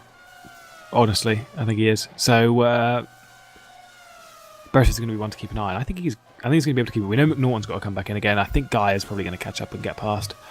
What about Cantonen? Ascari might as well. He's looking like he's running some pretty good pace. But either way, this is going to be a fantastic result for Beresford if he doesn't pit again. First podium for the 6-axis racing in the Super Cup. Well, that's what a story if he holds off. If he holds off Florian and Ascari. And if he can hold on in the first place, we don't even know whether he's going to pit or not. Well, we saw him in Hockenheim try the same kind of thing, run pretty well, and tyres just dropped off on the last few laps. We've got 8 to go. Less than that, 7. 7 to go. Roy Virgil's out. Oh, Virgili. Yeah, I had some interesting driving with him in the previous round. Yeah, well, a shame for Roy there. Yeah, that is absolutely a shame. He becomes our 7th retirement from this race, leaving 23 runners and riders left in the race. Interestingly, McNaughton goes on again. Well, he's stretching it. And Lopez and Francic are in. Yes. Okay, so there we go. They're dropping down the order quite a bit. It's going to be. I'm still absolutely blown away by what we're seeing here. See Meneclont running in. Meneclont and Mike Bell both going completely wide at turn 19. Congratulations. With Harry Nevenon ahead of them as well. Yes, and Tim Heineman behind. Tim Heineman, P3 in qualifying, running in 16th position, 48.2 seconds off the leaders. Meneclont's going to take the inside of Mike Bell. Mike defends. But yeah, no, it's just crazy that. Can Meneclont get the cut back? He has a little bit of a slide. But the Dutchman is unable to get past the stubborn Englishman, who is well known for his defensive record. He's able to hold on to this left-right section, really acting as a great rear gunner for Harry Neiman, and up in the points in P13, doing well. Oh, Guy's past McNaughton. As Guy has passed McNaughton, and that was down into turn 12, as expected. And Cantonen rides on the back of McNaughton as well. I would not be surprised to see the Englishman in very shortly. Yeah, I think he's pretty much got to be in the next few laps, unless he wants to get a 20 or 30, whatever second time penalty it is. So he's probably got to box fairly soon. Let's just see if he does this lap. He doesn't. He stays out. I think he's probably going to push it as far as possible. I'm going to lean towards this was a mistake. I think he was supposed to be on the primes. We've seen McNaughton make mistakes in the pit before, whether it was fuel or tyres. It has happened. So he had one top 5 this season. Yeah, I mean, he's got the pace for good results as McNaughton, but has he got the fundamental smarts of a race to get everything sorted and prepared in time? We shall wait and see. It's more interesting than an episode of Great British Bake Off, and I love that show to bits. Philip Pushka, meanwhile, P6. Doing very well, and of course he's made that second stop as well, so We really have to, I think he's guaranteed P5, of course, if he stays on the black stuff, since we know McNaughton is going to be pitting. And in fact, I think McNaughton's going to be able to keep on to P4 pretty easily for the moment, as Ascari lit up his tyres out of turn 11. But what of Pushka? Do you think he was relying on other... well, what do we think on earth is going on in Philip Pushka's mind? Because I thought he wasn't wanting to win this championship. He started from the back. He's got P5 guaranteed if he keeps it on the black stuff. Will he want others to pit ahead of him? Will he be hoping... I really hope they don't pit again. Because he's tried everything in his power, if we're looking at it cynically, to go as far back in the field as he can. And he's still picking up 11 points. Well, if he finishes here... if he finishes in 6th, that's 10 points. He's got to score 60 to take the championship lead. There's 7 events after 7 races. 7 races after this race, yes. And from P6, we all know that's going to reverse him right into a good position. So, right, here comes Cantonen around the outside of turn 1. McNaughton defends nicely, as there are people pitting earlier on as Canton looks up the inside of McNaughton. Oh my word, we're having it. We're going to try and overtake. Oh my word, there was contact. It was inevitable though, and Cantonen is through. He's up into P4. Wow, yeah, that was interesting. That's all I'll say about that. But yeah, Florian Guy is really close up to the back of Scott Beresford right now. So Beresford in potential of losing that P2. I'm thinking he's probably going to lose it by the end of the straight. If he does, what a fantastic drive from Florian Guy. Absolutely superb. Considering his earlier problems as well. Yeah, he's made a one-stop insane work. And that tyre wear has really made a difference in this race. Round turn 12 we go now. No move completed from the German. But we are expecting one very soon, and one must ask, how are Beresford's tyres holding up as Guy dives up the inside of the stadium section? Can't do anything though. Beresford holds on. It's lap 28 of 32. We will be heading on to lap 29 of 32. 4 laps to go. It's going to get interesting. Absolutely, and Beresford will fight for this position as it is legitimate. No more pit stops to go for this lot. So we think. So we think indeed. I think Oscar Kentland is going to come under attack from McNaughton up into turn 1, but the big fight here at the moment is Florian Guy and Scott Beresford. You know what I'm thinking? I'm wondering whether McNaughton's got the old tyre glitch. Possibly, we've seen it a few times this season. His tyres are holding on for quite a long distance. He possibly could have a tyre glitch. To be honest, I hope he does, because he's really earned this result. The RF scans will tell, and indeed, if he pits in the next 4 laps, that will tell as well. Meanwhile, Kevin Siggy, what another impressive comeback drive. He's made 2 pit stops, and he is past Jason Muscat now. P7 and 8, the Austrian up into that P7. Remember, these are important positions, the reverse grid pole position positions, and the higher up you are, the more chance, the higher up you are in that top, in that 6 to 10, well, you know that you're going to be guaranteed at least a good, decent position for the reverse grid. Florian Guy, Scott Beresford touching wings as they head onto the back straight. I think Florian's having a little bit of trouble getting past Scott Beresford at the moment. Wings. Indeed. 10.2 seconds. Gap between the lead. 10.7 it goes up as they hit the second sector split. So we're back to being the most dominating victory of the 2014 UltraNet Supercup for Jarl Tyne. If he holds it together for Waters Automotive, that will be one result they absolutely cherish. Florian Guy right on the back of Scott Beresford heading through turn 18. There we go. The Englishman has put up a fantastic fight so far, and Guy, look at him, really on the back and just about keeping it within the limits of the track through turn 19. He dives through on turn 20. Is this the move we were looking for? Oh, no, nice defense from Beresford. Well, Guy is going to try something else. He's going to get his Jedi mind tricks out to try and lull Scott Beresford into a full sense of security. Scott Beresford actually breaks rather early, and Florian Guy is clean around the outside. That move. Wonderful move from the German. He is up into P2, and if I was Scott Beresford, I would very much be keeping my eyes on my rearview mirrors now, as well as on the track ahead of me, because Cantonen's really the next source of danger I'll be looking at. That move, though, from Florian, fantastic move around the outside of turn 1. A lot of these corners have a bit of banking to them, so you can chuck it around the outside. Turn 1 is not one of them, so awesome job from Florian to have got that one back.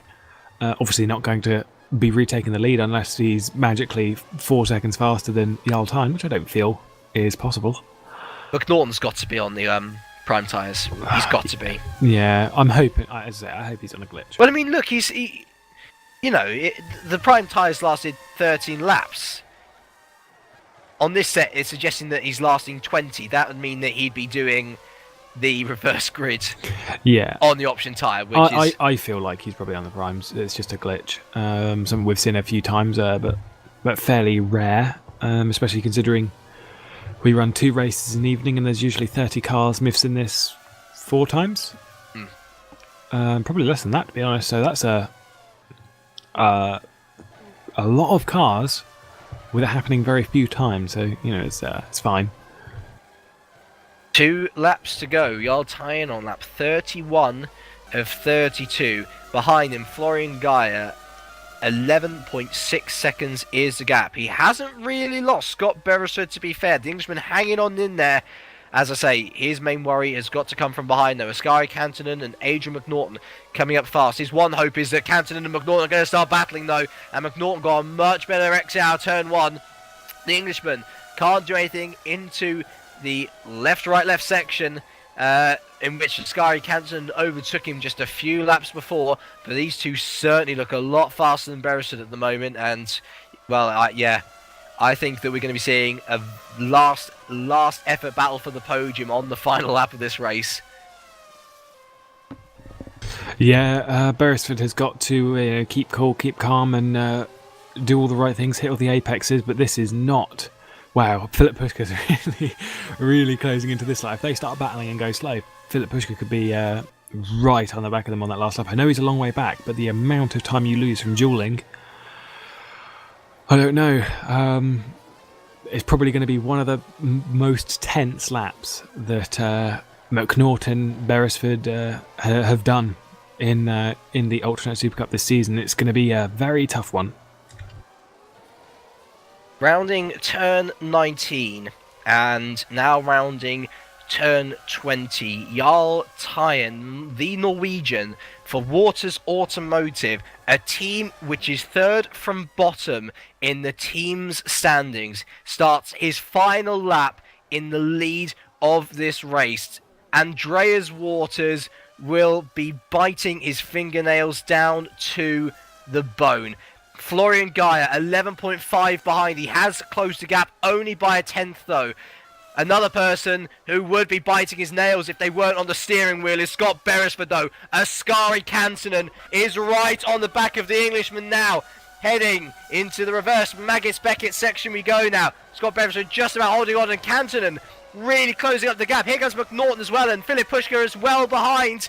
He might very well want a last shout at this podium as we head uphill now through Sector 2. Scott Beresford under immense pressure. He's had such a wonderful race so far, but the Englishman has just got to hold on for one more lap. Perhaps Adrian McNaughton could help his compatriot out. Oh my word! There was a dive. No! Oh, Ascari. Well, Ascari, unfortunately, will be getting... Well, we'll have to wait and see, won't we? Meanwhile, Philip Pushkar. Through all of that, Pushkar onto the podium. Wow, that's what a race this has been. It has left us shocked, in awe, in disgust, in amazement throughout the entire thing. But one thing has remained consistent, and that is how impressive a drive it has been from Jarl Tyne. The Norwegian takes Waters Automotive first win of the season. He pulls his team out from the depths with 25 points. An astonishing achievement. Florian Gaia 1 stops to make it P2 for Simcraft. An excellent effort from the German. Philip Pushkar gains 27 places over the entire race distance. He pits twice and he still gets P3.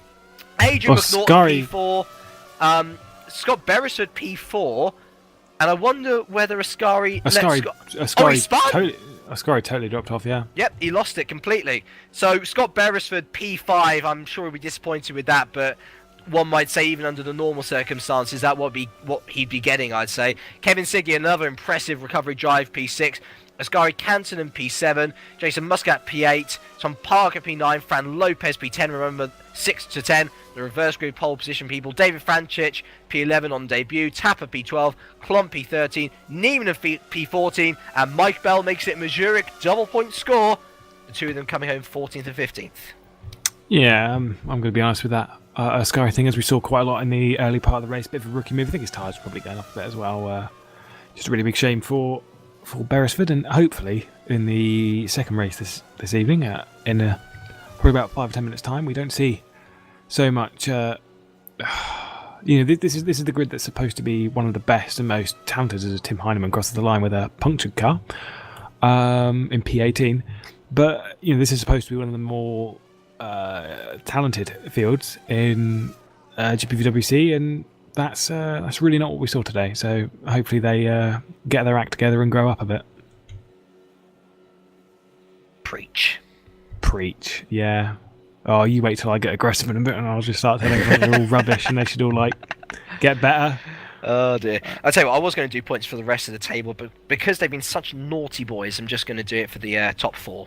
Yeah. So, plus 20 for Gaia, plus 8 for Muscat, plus 16 for Pushka. If he keeps on doing that, then he will retake the lead of the championship, whether he likes it or not. Right. It is reverse grid time. Here at Austin, well, at least we know who is at least going to get reverse grid pole out of a certain number of people. It is either going to be Kevin Siggy, double race winner, Ascari Cantonen, 4-time race winner, but still prone to mistakes after an operation. Pardon me. Jason Muscat, 2 times race winner. Tom Parker, who has yet to win a race this season. And Fran Lopez, who has yet to win a race this season. So, I was so unprepared for this event that I haven't actually got my random number generator up. How Off you go. How unprofessional of me. Random. Here we go then. So, 6 to 10, your reverse grid number for the Circuit of the Americas is P10. Of course it was. Oh, wow. So, the front row consists of Fran Lopez and Tom Parker, followed by once teammates Jason Muscat and Ascari Cantonen, and Kevin Siggy and Scott Beresford are your third row. Oh dear. Yeah, crazy. Thoughts? I think I've already shared my thoughts of what I think of that driving. I don't like seeing it. I think the last time we had this was back in Catalonia. We had some really rubbish driving, is the kindest way of putting it. We've seen it a few times throughout the season from a couple of very specific drivers, I will add. But here, we've seen it again. We've seen this really rubbish style of driving, which after Spain, it cooled off and we had the talent back. We had this this amazing field back up to strength. So I'm hoping that moving on from a round like this, a difficult track, moving on to a track like Abu Dhabi, which is a fantastic one for overtaking. I like the track. I think a couple of people do. There's a few that don't. I think it's a bit more of a car park, but it's. I think moving on to Abu Dhabi, that'll help cool everything off. Everyone's going to be a bit high-tempered for this race, so I feel like it's going to get worse than where it is. 19 laps is what people are being asked to do. It seemed pretty clear to me that the Prime Tyre can absolutely do that distance. Do you think the Waters boys are going to have a bit of trouble, though?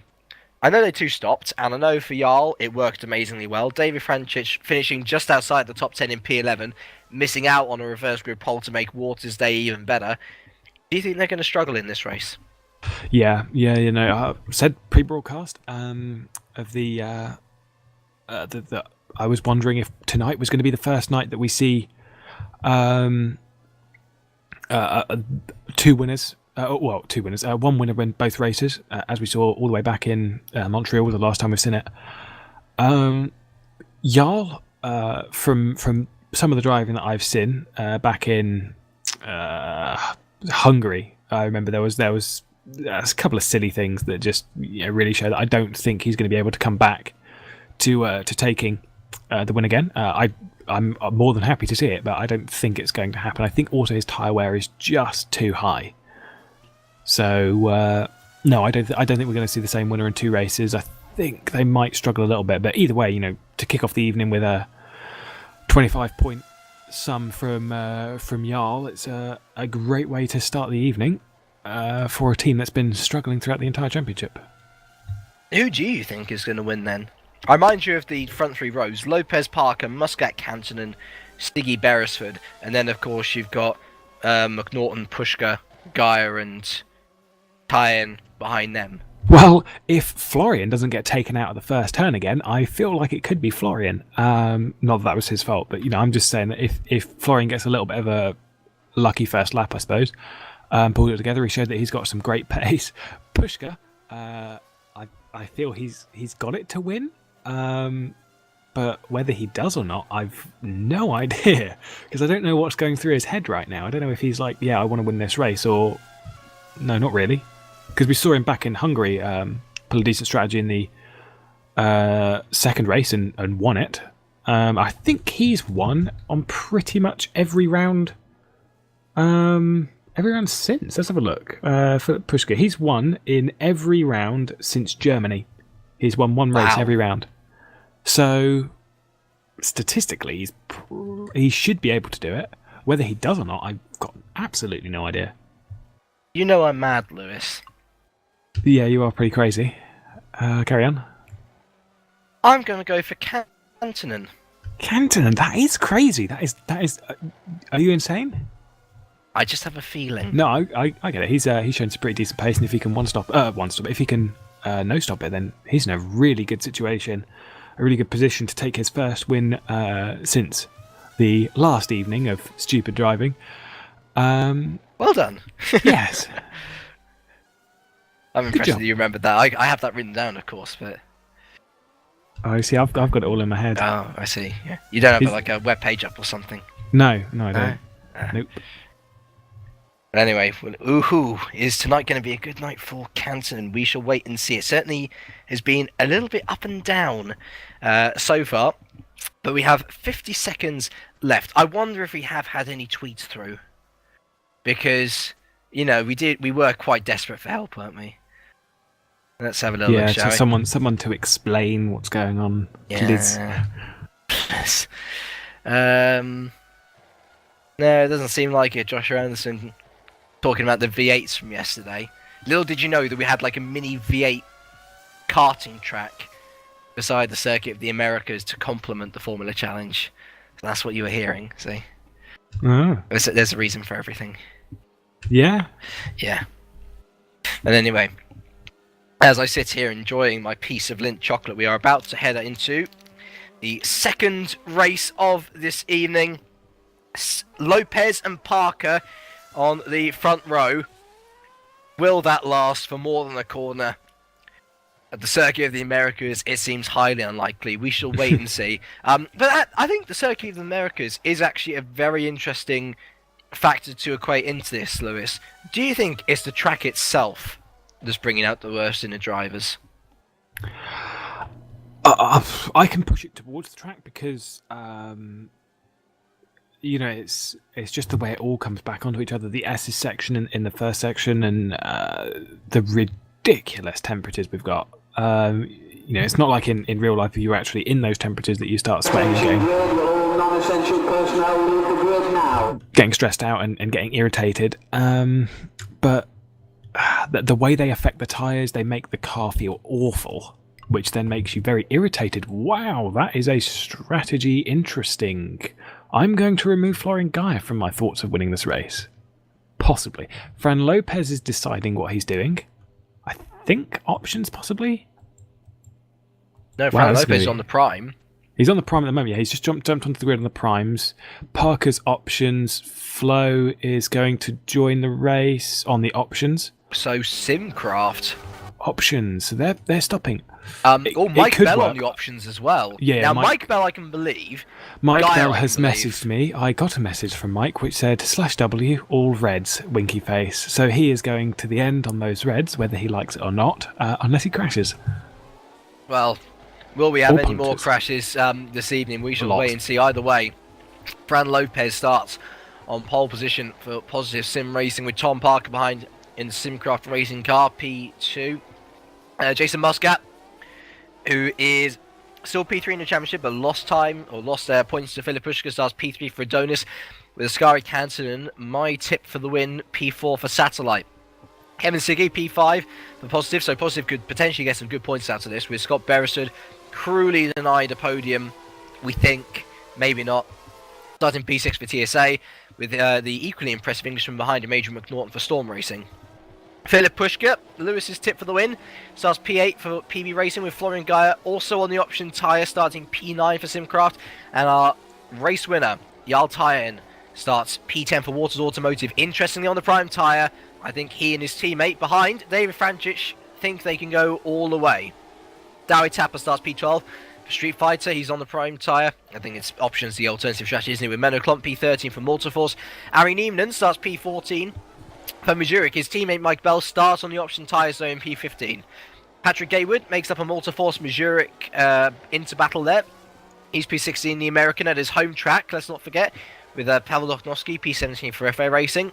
Tim Hyman starts P18 for Adonis Engineering with Miko Yakin and P19 for Scuderia Basilia, and Todor Pangev, everyone's favourite Bulgarian, starts P20 for Fox Racing. Santiago Niza starts P21 for Street Fighter with Jonathan Osserklint starting P22 for Satellite. Yanni Vananen starts P23 for FA Racing with Roy Versel starting P24 for Fox. Yuri Zonano starts P25 for Scuderia Basilia with the two Centurions, Tobias Olsen and Ben Horrell starting P26 and P27. Ben Horrell on the option tyre, interestingly. Bruce Backhand starts P28 for PB Racing. He's usually one to look out for on the podium in race 2s recently. Can he repeat a similar feat to what Pushka did? Probably not, I agree. And Emmanuel Gaxella rounds out the field. Who are we missing? P29. Someone's messaged me.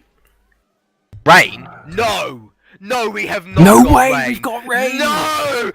No way! America, why? America, why? I don't care who's it's missing. going up quick as well. It's going up quick. America, why? Why? Okay, well, here we go. Enjoy. Why? Ladies and gentlemen, we have 1, 2, 3, 4, 5, and to quote Doctor Who, we're going into darkness. We are go. There's a great start from Canton on the inside there. Great start from Muscat as well. Van Lopez going ultra defensive into turn one. Canton and everyone's going wide. The front, I told you the lead wasn't going to last long. Oh, Kevin Siggy in the inside there. Lots of people going off, but Jason Muscat leads the race from Ascari Canton and Van Lopez third. No, really? 20%. Oh my goodness me! Muscat's off! Amazing! Beresford fourth, Tyen fifth, pushing a six, and Ascari Canton, and he's taking the lead. Ascari Canton has taken the lead. Van Lopez two, Muscat third, Beresford fourth, Tyen fifth, pushing a six, Siggy eighth, Hyman up to seventh. Top nine Gaia, down to 11th. Oh, Parker's round, he's gone, and the front Lopez is taking the lead. The Ascari Canton, he's going. Oh my word, that's a wide berth into 11. What the percentage? Go on. 30. No! We are 30. going to be seeing pitters, ladies and gentlemen.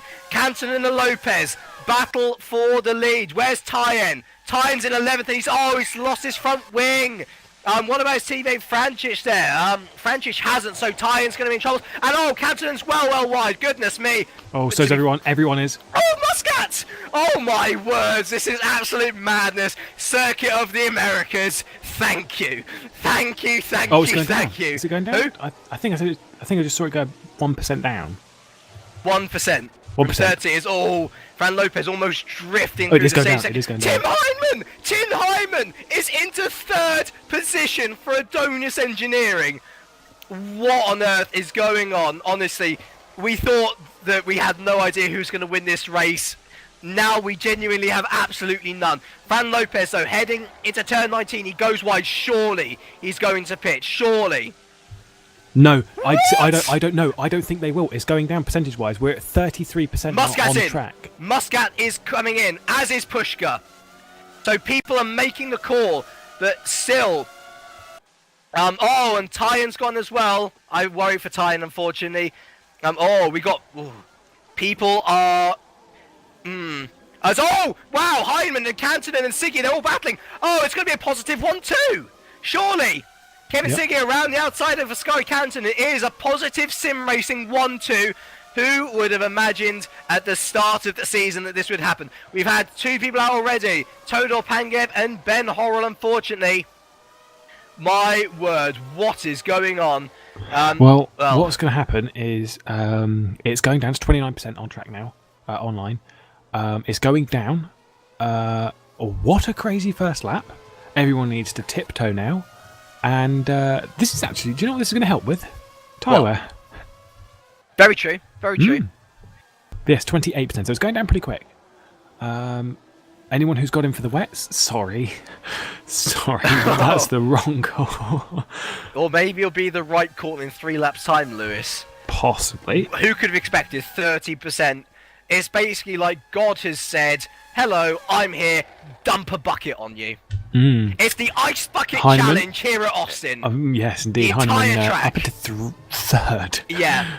Tim Heinemann, what on earth is going on? It is absolute madness. The heavens open and it has stopped raining now. It has absolutely stopped raining, so... Oh, wow. Oh, wow. What is going on? Mind you, Jason Muscat and Philip Pushka, they're P12 and 13. And, they're still battling out through the stadium section there, but, well... Positive Sim Racing are loving this, aren't they? Siggy goes slightly wide, but it is still a 1-2 for them. Pardon me, goodness. Tim Hyman third, Ascari Cantonen fourth, Menno Clont in fifth, Eda Florian Gaia, who's now going to come under pressure from Scott Beresford as Gaia went wide, Parker eighth, Bell ninth, and Patrick Gaywood was 10th, but he's just spun, unfortunately, at turn 19, so that goes to Philip Pushka, but he is on the wet tyre. He's just flown past Roy Virzel, as I imagine Muscat will too, but no rain could lead to trouble for the wet compound tyre runners. Well, we're down to 20% online after 2 laps of running, so they're really, it's really drying out quick, obviously with those ridiculous temperatures. Lopez. Yeah. Lopez almost lost it on his own steam, and if anything... Hyman and Cantonen are starting to catch. They definitely are. Well. What have we got in store? What on earth have we got in store? Into darkness, I said. Looks like we're heading back out into light, and very quickly too. Fran Lopez's lead is 1.3 seconds. Tim Hyman 2.9 back. Ascari Cantonen 3.5 back. So... Top 4 covered by 3.5 seconds. Elise is closer than last race. Menno Clont, though, a further 6 seconds back. Absolute madness. Muscat still hasn't been able to get past Virzel. Let's see. Who's in trouble then? Pushka, Muscat, Tapper, Tyen, Niemanen, Gagzella, Jakinen, Francic, so both Waters boys, and Vananen. Yeah, I will say from the driving of this race, despite there being 30% of wetness, it's been a lot better. Yeah, Clont's round, sorry. Clont spun at the same section, so Guy into 5th. Parker actually passed Beresford as well. He's into 6th. Beresford 7th. Clont now 8th and having to defend off Mike Bell, who's having a very impressive race so far. As Hyman's passed Siggy. Siggy, what happened to him? Did he just spin it at turn 20? He went wide, yeah. Went off at 19, went off at 20. Cantonen. Siggy almost dive bombing Hyman there. Will Cantonen get the better line? I think he will. You can see the dry line there through turns 1 and 2. Clearly visible. 10%. Temperatures 10%. It is intermediate weather. Cantonen! And he's lost it, and round he goes. How on earth did he not lose his front wing? I don't know, but what I will say is it's 10% online, it's 32% off. Yeah, who's that falling down the order there? Is that Muscat? Muscat's in and Tyen's in! Oh, how interesting, they're all pitting again! Well. Muscat's come out on the wets. Oh dear. Wow, okay, here comes David Francis. Wow. Don't know what's going on. Lopez leading by 4 seconds. When did that happen? Oh, if you look back at Monte Carlo, where he was fighting for a win in the first race, back in the previous round, he was fighting for a win in the second, and here he is, once again, leading a race. Can he translate this into a win third time lucky? Third time lucky. Oh, he's gone too wide. Stop talking, Lewis. The thing is, it's once you dip one wheel on the wet stuff, because it's so wet. To put it into perspective, it is 10 times wetter offline than it is online, because it's 3% online and 30% off. I mean, look at it this way. Cantonen's still within 8.5 seconds, and he had a massive off in the first sector. And he's still within striking distance of a podium. Indeed. Well, hey, here's a stat for you. Jonathan Osterklinth in the points. Wow. Weren't expecting that, were you? No and in way. fact, look at this. He's going to overtake Mary Niemanen's on the wets. Oh, dear. Osterklinth, he's trying to overtake him. Oh, bye-bye, Niemanen. Osterklinth up into 13th. And Gaywood ahead of him. So Roy Verzil, who retired early on in this race, in race 1, he's on the verge of a top 10. As Pushka pits, he is going to be into the top 10 unless he messes up turn 20 horribly. Wow, what is going on? Circuit of the Americas. Fran's pulling away. Fran is pulling away. 4.5 seconds the gap. Tim Heinemann, second. Siggy third. Pushkarin. Canton in fourth. Pushkarin, yep. Parker fifth as... yeah, Dave Carr-Smith. Just trying to really stir it up, aren't you, buddy? Yeah, he's cloud watching, is Dave. If we get more rain, what will the people... Parker's round! Good time for me to look at that. Parker round in fifth, but amazingly, such was the gap to Beresford. He is still in fifth for how long? No, here's the question, because Beresford is coming back in him out, and that is rain, surely. I am literally looking as close to my screen as I can get. Look at that cloud building, Lewis. I think we might get another shower yet. Wow. That's, As Heinemann. Wow, Heinemann and Siggy into in combat. There you go. Heinemann is not holding on to that P2 very well. No, Yuri Ogiano out the race, leaves the server. But Tim Heinemann looking like he's a little too wide through 19, which means Siggy's going to be on the inside through 20. Doesn't chance it. Not on the wet. Not on the wet, no. I mean, you've got to think 0% online, 28% off. That is one big split right there. He's going to try it. Oh, someone's going to spin. Someone's going to spin. No one's going to spin. Wow, what a race this has been so far. 7.5 seconds is now the gap between Lopez and Heinemann. He is absolutely pulling away, and we have rain. We do have rain. 2%, 3%. Wow. Thank you, Texas. Oh, wow. And Heinemann and Siggy, I think, almost came into contact. Up the hill they go. It's going up really quick again. Oh, wow. Wow, 7%. And you were unsure about commentating on this race? I'm glad I did. What a way to go out. Oh, yeah, by the way, Florian Gaia, he fell down the order a bit. He's in P6, or maybe he came up the order. I can't remember. But yes, you can hear the rain now. Mike Bell going off. Who's on the wet compound, by the way? Jason Muscat. Jarl Tyen, who's just pitted. And he's gone onto wets immediately. He is 1 minute and 3 seconds off of the lead. He's made 2 pit stops. Yeah. But, this is the winner of... was it the biggest win? Biggest win of the year, yeah. Yeah. Winner of the biggest win of the year. 1 minute. Probably even longer than that now. We're probably looking at about 1 minute 15, 1 minute 20. Oh, Yakinen, off he goes into the wall. Fran Lopez, he's not risking it. He's sinking ahead. What about Heinemann behind? Wow, Siggy's really dropped off the back. Don't want to go out there.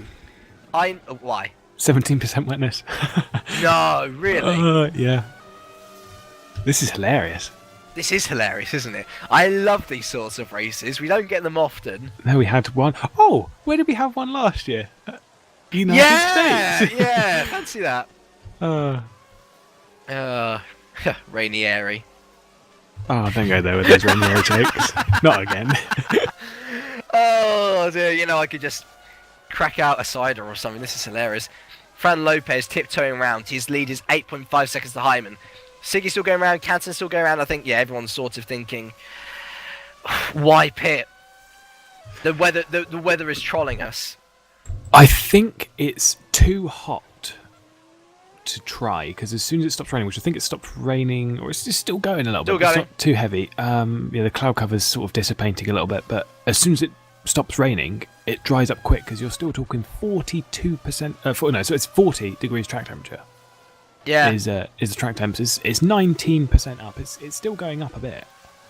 But in these conditions, as we were proving back in Monza, in fact 2 years on the Triumph Formula Challenge, that you've got to take a risk with this. You really absolutely have to take a risk. And Peter Belloc back then started on the slicks in 25% wetness and won the race.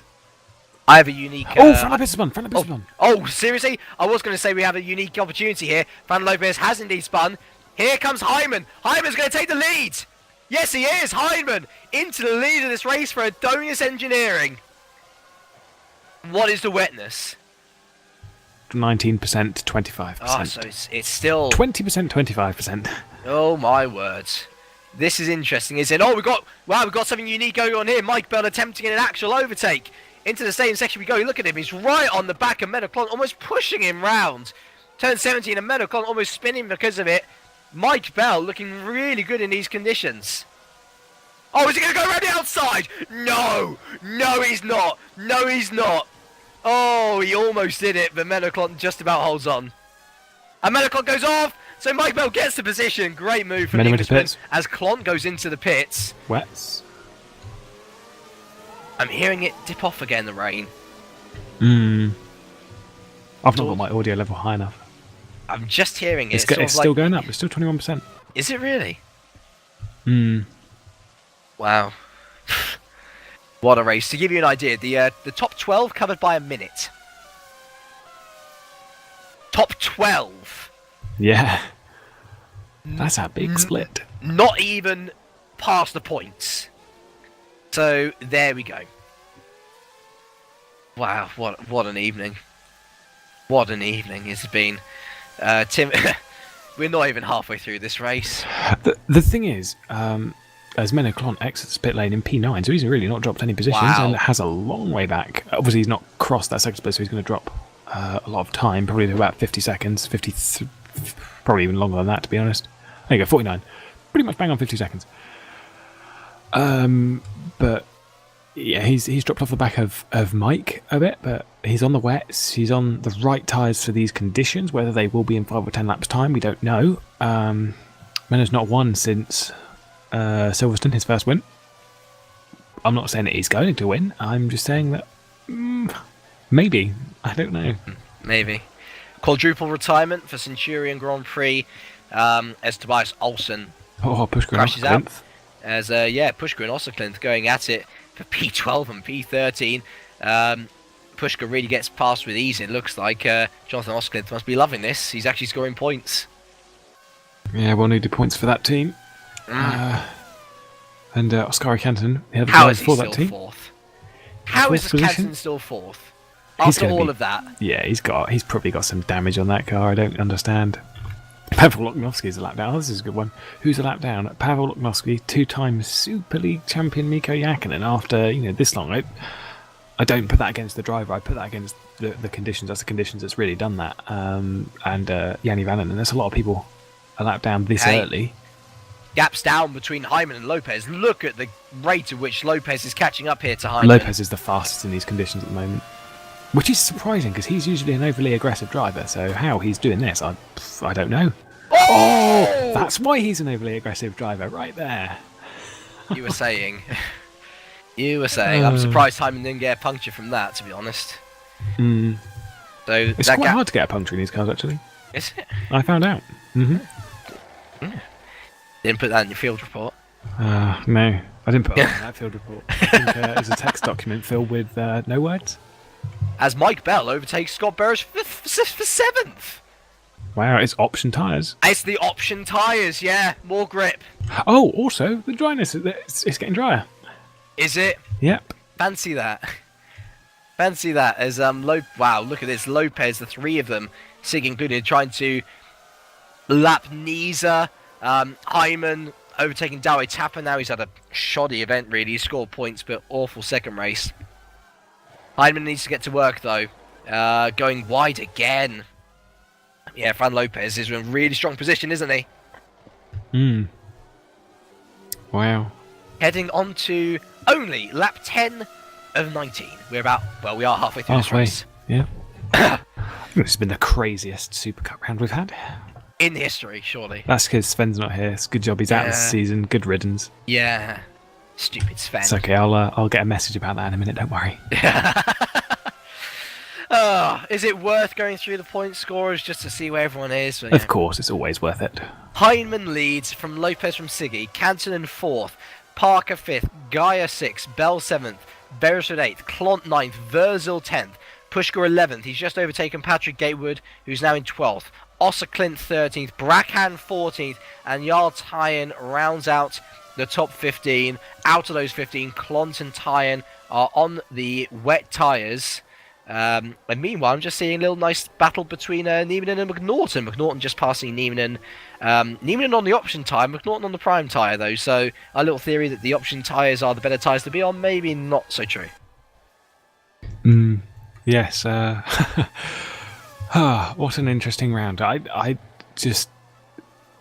don't know where this race is going to go, because it's going to go where the conditions want it to. I still feel like Fran Lopez is the fastest car at the moment. Yeah, I'd agree. You know what's the most interesting thing about this, though, is that this is perfect for Sven de Vries to win the Drivers' Championship, because we are just coming up to lap Jason Muscat,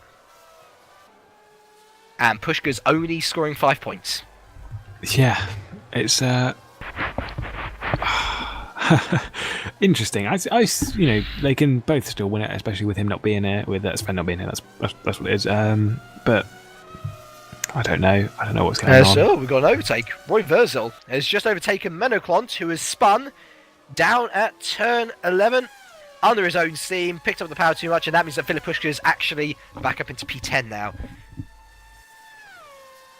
And I see blue skies. Oh yeah, blue skies. How long will that last? 15 seconds. Dave says Menno's on dead wets. Yeah, they're overheated. They're absolutely overheated. It's not like in the International Cup. Here's something. Patrick Gatewood overtaking his teammate. Oh, Patrick Gatewood's getting close to the top 10. Oh, and his home check as well. Oh, Verzil! Wow, Pushkar's right onto the back of Verzil now. And, well... Verzil didn't give him much room. I'm coming through, thank you, says Pushkar.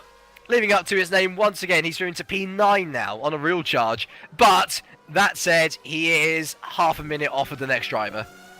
Yeah, that's crazy. That next driver is Mike Bell, a long way down the road. He's on the back of Scott Beresford. Let Beresford back through again. What a fantastic drive from those two. Once again, Beresford fighting for that podium, got taken out by Oscar Canton, currently sitting in P4.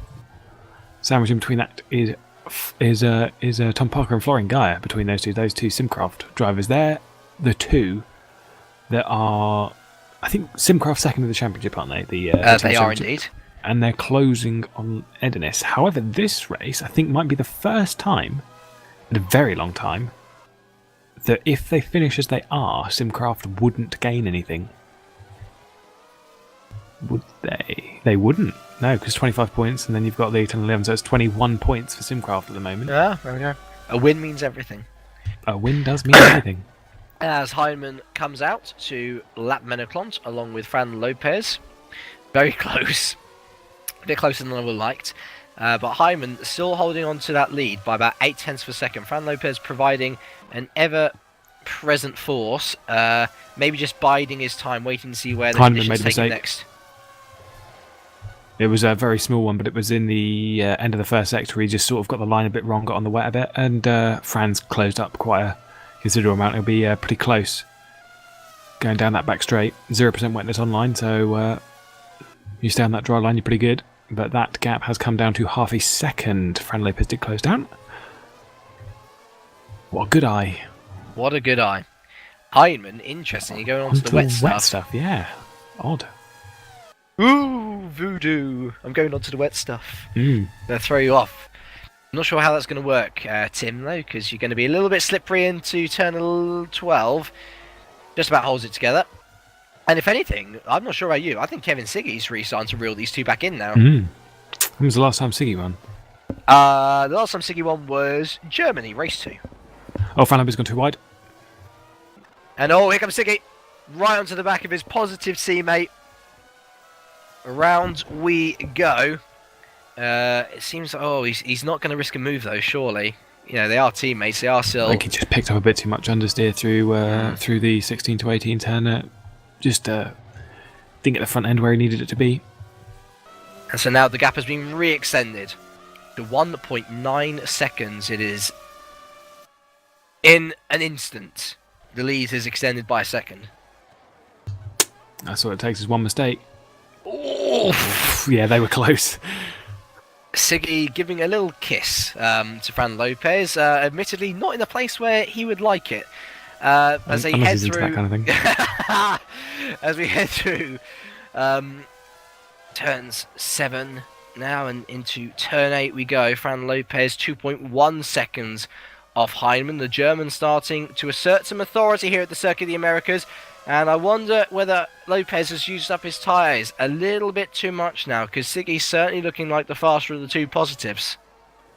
Yeah, Siggy's showing his maturity. He showed a lot of the aggression early part of the season, but then it was that Austria win. He sort of balanced it out, and since then has done some pretty fantastic drives. And there goes Siggy and his teammate. Breaking on the wet stuff. Into 12, bit of contact between the two. There we go, Siggy through. Positive Sim Racing Manager takes a big sigh of relief as Kevin Siggy takes P2 away from his young Spanish teammate. After Siggy now to make the charge on Heinemann. He is only 2.4 seconds up the road. But at the end of this lap we're going to be on 14 of 19, only 5 to go. So time is really against the two positives now to make an impact on the race win. Siggy wide. Oh, they're just tripping over themselves. Not doing themselves any favour. Again. Oh, not too wide though. We did pick up a bit of the wet stuff on the outside there of turn 20. 3 seconds the gap now. Well, I've been left speechless. By the way, big gap between P8 and P9. 39 seconds from Mike Bell off the lead. 1 minute 2, Philip Pushker is off the lead. It is... Oh yeah, and Jarl Tyen's back into the points as well, I should have said. He's a further 20 seconds or so back from 13th though. The big gaps, really, the battle that we will be looking at until the end, I'm guessing at, is Siggy v Lopez. This is going to be really interesting to see how the two teammates sort out, because I believe I'm very confident in saying this would be Positive's best single result in a race as Siggy goes wide and Lopez straight back up the inside. The two are side by side here, and someone's fallen down the order. Who is that? Someone has fallen down the order because Patrick Gate was in the top 10. Oh well. Oh, it's Roy Verzel. Verzel, he's in 13th. Yeah. Patrick Gate was in the top 10 though. Yeah, great for him in his home track. Is 11th. Goodness me, is Siggy up the inside of Lopez on the wet stuff as well. Oh my word! The two positives are tripping over each. Mind you, that gap to Heinemann has been slashed down in this sector alone as Siggy goes very, very wide, and Dave brings the. He's the bearer of good news. This man. Clouds are building up again. Weatherman Dave. Dave Weatherman Carsmith is. Oh, Lopez gets an excellent exit off of turn 19. Will he be able to replicate? Oh my word! Dives through on Siggy in turn 20. That was opportunistic, if not a bit out of control. These two now 3.8 seconds off the lead. And now Siggy's going up the inside of Lopez. The two positive guys are going at it hammer and tong into turn one. Siggy is the lead positive once again. P2 from Fran Lopez in P3. Well, if these two wanted to win the race, they've done a really good job at messing that up. Like literally outstanding job. But it's really helping Heinemann at the moment, which the gap is 4.2 seconds. It's going up because these two won't stop dueling. But, if they chilled out and relaxed, I reckon these two are actually faster on the track than Heinemann is. So, yeah, them two fighting is just costing them. Onto the back straight we go once again with Siggy and Lopez by far and away the two highest ranked people in this field who are close together. And Dave says he thinks Parker's pitted. Oh, you were prepared to say that it's raining again. I was you heard prepared. a blink and you were like, oh, it's raining again.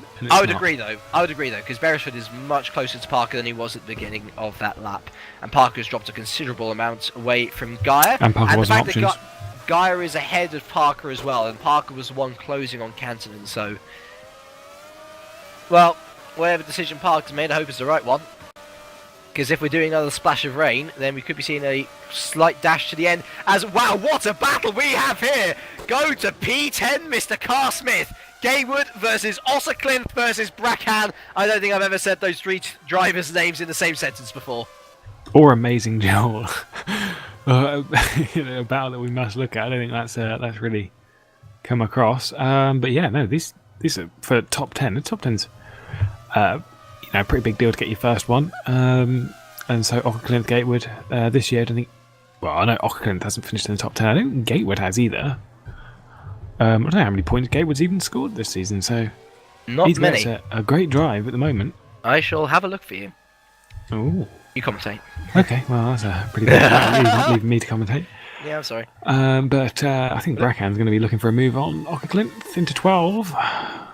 Down the inside he goes on the wet stuff, though. And he's slipping aside, but it is move done for Maurice Brackham. A lovely move up the field. Remember, one of our early retirements. So he started right at the back, and he is into the point and near enough a top 10 as well. So great result for him there. By the way, Patrick Gaywood has scored 19 points. If he was to score P10, he would be equaling his best result of the season since Canada Race 2. Wow, really? So it's the Western tracks, which he seems to love. Yeah, so what we're saying is goes he's going to wide. be really bad until Interlagos. Yes, Oh, so we think. As I hear someone's in the pits. Not sure who, though. But yeah, a minute 22 these guys are off the lead. Big gap.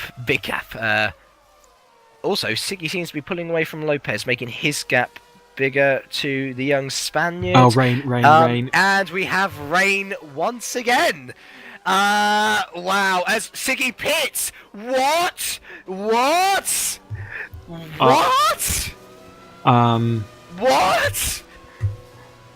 Is he? What? Cantonen onto the podium. What is Siggy going on to? Prime? Oh, he's missed his pit box as Options. well. I wonder if his tyres have gone. Wow. So here we go. Florian Gaia is going to be battling with Kevin Siggy out of the pits for P4 and P. Look, that Siggy had a whole pit stop to himself, and he's come out in P4 and on fresher tyres. But Gaia's going to get the comeback, and oh my word, almost contact Too aggressive. between the Austrian and the German. Chill out. And, Chill out, you two. This is going to be a crash. oh my word. So Siggy stays in fourth. The Scary Cantonen, though, onto the podium. He's only 10.4 seconds. I say only 10.4 seconds off the lead. I've seen stranger things happen, Lewis. Yeah, no. So we're going to go up to humongous percentage before the end of the race, and it's probably going to be a big crash. So keep your eyes focused on this one. This is going to be a good end. By the way, Brackham unfortunately re-overtook Patrick Gatewood, or I say overtook Patrick Gatewood for P10 and 11, so the American down to P11. Osserclinth there in 12th, Wurzel 13th, Tyen 14th, and Niemanen in 15th. At this point in the race, Lewis, I'm going to ask you, was it really worth going on to the wets? No, but I will say, do you know who I think's struggling most in these conditions at the moment? Who? Mikey Bell, P8. He is on really heavily degraded option tyres that he was going to do a one-stop on that are probably massively overheated because they're constantly sliding across the track because it's still 40 degrees out there. And it's just constantly on and off wetness. He's going to be degrading those tyres. He's got 2 laps to go, but yeah, those tyres are going to be in one hell of a state. 2.5 from where he is. Yeah. We forget he's 50 seconds off the lead. Yeah. So he's going to have an interesting end to the race, but knowing Mike, he'll push it all the way to the end, even if that does go far past his luck. I'm hearing the rain drop off again. What is the percentage at? 14. Okay, so it's not as bad as the early bucket load that we got. No, but it's still pretty bad. Yeah. By the way, Kevin Siggy's been able to really pull away from Gaia, so maybe that option stop proving good for the Austrian. But anyway, Hyman leads by 5.5 seconds now. It's strange, for a man who made so many mistakes in race 1, he's been almost flawless in race 2. Not one. Incredible. Did you see what I said about learning the car? Just One race, yeah. Wow. Fran Lopez PT will be happy with that. Cantonen, his first podium since I've got the table here. I might as well look it up. Cantonen, this would be his first podium since his last win in Spain, race 2. Crazy. Absolute madness. Gaia 5th, Parker 6th, Beresford 7th with Bell in 8th. He's now only 10 seconds ahead of Pushka, who is catching at a rate of knots. I think we're going to see Pushka take P8 before the end of this race. Yeah, maybe. He's definitely closing pretty quick. I think Minnow is going to be very happy, even though he's not had a particularly great evening. Neither is the other Ediness of Jason Muscat, sitting in 17th and 18th. But with Heinemann P1, it's good for the team. Fran Lopez isn't really catching on that, but Oskari Kempner is dropping off the back. Jarl Tyen has just overtaken Roy Verzel for P13 and 14. That was into turn 1. So the Norwegian, I'm sure he would have wished for better in this race. But if you ask me, in these sorts of conditions, in this sort of Super Cup field of today, 13th is going to be points. And especially for Waters, that's going to be nice, at least. Yeah, sorry, I was reading something, looking at some information. As Park has gone wide. There's Gaxella behind him. I thought Gaxella was position and Tappers around him as well. Parker is -1 from wing. Oh, yes. And he's just hit Tapper out of the way. Was that for position with Gaxella as well? Oh, yes, it was. Gaxella, he's just overtaken Tapper because Parker hit Tapper. Debatable. And off goes Parker's gone off, yep. So that's what Sven was messaging me with. Parker! Lost front wing! And I only saw Parker. We're on the last lap as well. I reckon Beres is going to get 6th here. Yeah, easily. Also, gap between Bell and Pushka, 8 seconds. Bell's got 1 lap to go. I'm wishing you on, sir, for P8. But perhaps it's worth now taking just a moment to go up back to the very front. The gap has come down between Lopez and the race leader, but Tim Hyman, who made so many mistakes in race 1, I've lost count. He made a couple of mistakes in this race, but apart from that, he has been flawless, as Jarl Tyen's taken both Osterklint and Gatewood to jump up into P11 at the last minute, but coming round P18 now as the rain intensifies even more. Tim Hyman rounds turn 19. And very soon, he is going to round turn 20. He is lapped up to P17 in this field. But on his debut here in the Super Cup, he may have had an awful race 1, but a fantastic race 2. He takes Adonis Engineering's 8th win of the season. Yep, working it out as we go. Yep. Here you go. Lopez P2. Cantonen takes his first podium since Spain, since that last win of his. Siggy made an extra pit stop, probably worth it in the end, I think.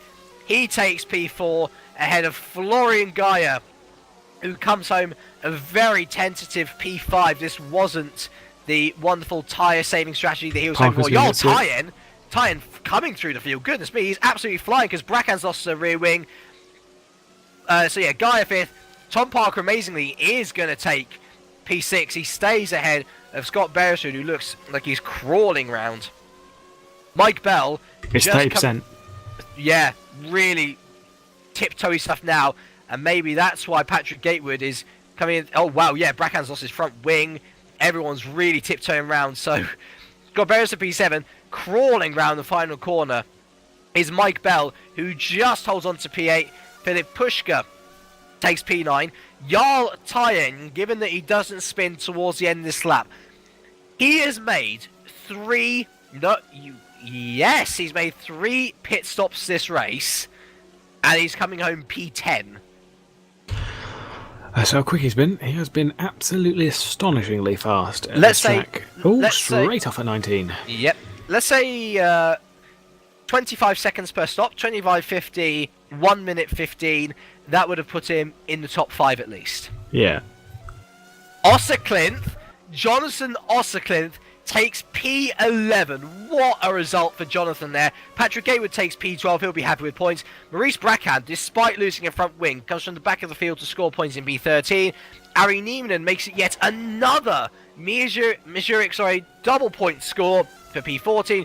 And Roy Verzil holds off just about from Adrian McNaughton to take the final point in this race. Well, Austin has been phenomenal. Please make us come back next year. Austin has been an interesting location to visit. Just 2 crazy races. As I say, not impressed with the driving in the first race. I think it was pretty bad. The second race was actually a lot better considering the conditions. So, what a crazy location to visit. And, hopefully we won't have crazy interviews. I'm just figuring out the points here. So, De Vries 424, Pushka 383, Muscat 351, Gaia 319. There are 150 points left on offer this season. That means that all 4 of those are still in with a chance to take the title.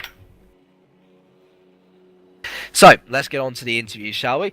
And let us start with Race 1 winner and last-ditch top 10 man in Race 2, Jarl Tyen. What a crazy round that was for you. It was a bit of a struggling start, wasn't it, in Race 1? You got the race lead back, all lovely, and then 3 pit stops in Race 2. It's quite an unbelievable event. Those 2 races had everything, didn't it? Rain, overtaking, everything. It was intense. First race was less intense, but the second race was just a big mess for me. But salvaged some top 10 at the end.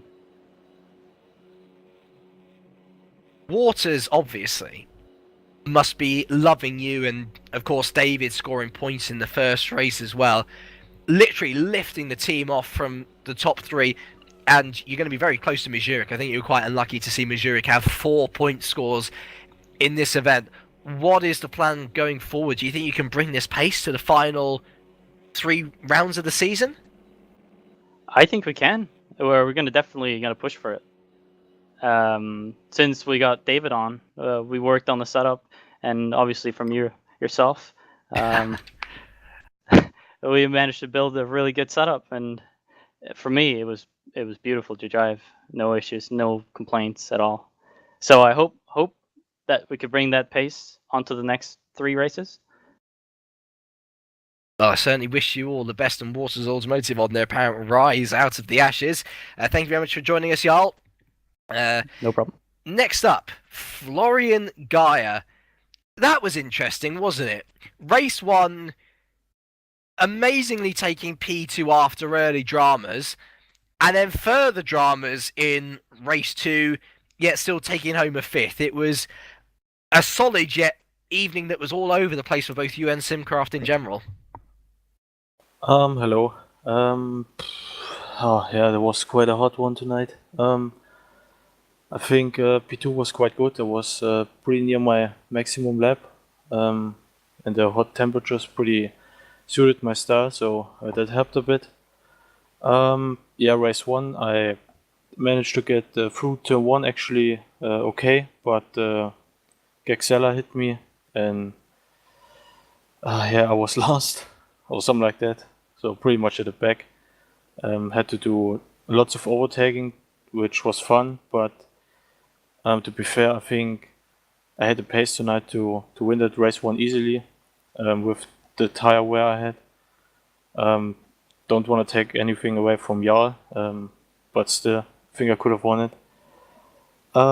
Race 2, I just didn't have the confidence in those conditions. I didn't really see the dry line, and the top 4 or what it was, they were crazy fast, and Tom as well. Overall it's pretty solid. But Sorry. No problem. The thing is that I know that you are pretty much the only one out of the top 4 who actually really wants to win the 2014 UltraNet Supercup Drivers' Championship. You're sitting on 319 points. There's 150 points left up for offer. And by the end of Abu Dhabi, you have to have scored 5 points. I'm presuming that you're going to be aiming for a lot more than that, of course. We're going to try and go for the win every race. Early season, there was pretty much which cost me any real chance at the title. It's too late. This season, I think we're still gonna go for the win, but I think the title is out of reach. Well, I wish you the best of luck anyway, Florian. It'll be interesting to see where you do end up at the end of the year. Thank you. And then finally, Askari Kantonen. You didn't quite get the win that I was predicting, but your first podium since your last win all the way back in Spain. It must be a relief for you to be finally back on the podium. Yeah, it's great to be back. I love rain. Bet you do. I mean, especially even after it wasn't exactly a wonderful round for you entirely, though. I mean, you had that massive off about midway through second race, and of course there was contact between you and Scott Beresford at the end of race 1, so still a few flaws to iron out, I presume. Yeah, that was unfortunate, but it's getting a lot better all the time, so I'm positive. I'm interested in what your aims are for the end of the season. I mean, you're obviously well out of the title contention, but is a race win, like a one last race win before next year, your aim? Or is it very much still take each race as it comes and see what I can get? Yeah, it would be fun to win, but I'm just trying to improve my consistency. No. That's fair enough. I think it's a good choice for you anyway. Well done on your podium once again. And thank you very much for joining us. Oh, Lewis. That was America. Expletive word, yeah. Oh, yes. Well, go look at one of my cars, an ITC. It's got it kind of written on the top. But no, the thing with that round is a fantastic round excitement-wise for the broadcaster said. It still disagreed with some of the driving, but yeah, it was a good round to watch, a good round to commentate on, and that rain, those temps, and all that. It's a good round to watch, a good round to take us into the final 4 of the season, and obviously there's 3 more now, 6 races, and I don't know who's going to win this championship. I honestly don't, because I don't know who wants to. I mean, obviously, we know Florian does. I just don't know where we're going to go. I really don't know where it's going to go. But hey, it's going to be a great season to watch, a great season to end. Just who's going to be in P1 at the end of it? Not a clue. Some earn greatness, others have greatness thrust upon them. We shall wait and see how it all pans out. If you're interested in what more Austin has to bring, then don't worry, we've got something else for you. Tune in tomorrow at roughly the same time for the American Grand Prix. I'm really hoping to see some rain because it could make Super League one of the most entertaining races of the season, especially if we have all the different people, the average people coming up to the front, the top people struggling. It is certainly one to watch. Then, next week, unfortunately not as jam-packed for you as in previous weeks. The WSS has finished, but fear not. The International Touring Cup is back next Monday, and at one of my absolute favourite tracks, Laguna Seca, it's sure to bring some wonderful racing to your screens. And then, of course, we are back in 2 weeks with the Career Ladder once again, and we are heading to the desert. We're heading to Abu Dhabi, with Formula Challenge on the Tuesday, and of course, Super Cup on the Wednesday. I'd just like to take these final moments to once again thank our cameraman and resident weatherman and cloud watcher Dave Smith for another wonderful job on cameras. I'd love to thank Lewis McGlade for stepping in last minute to make sure that he has another commentary opportunity. It's lovely to have you in the box once again. I've been James Kirk, and from all of us here, it is a very, very, very warm and soaking wet goodbye.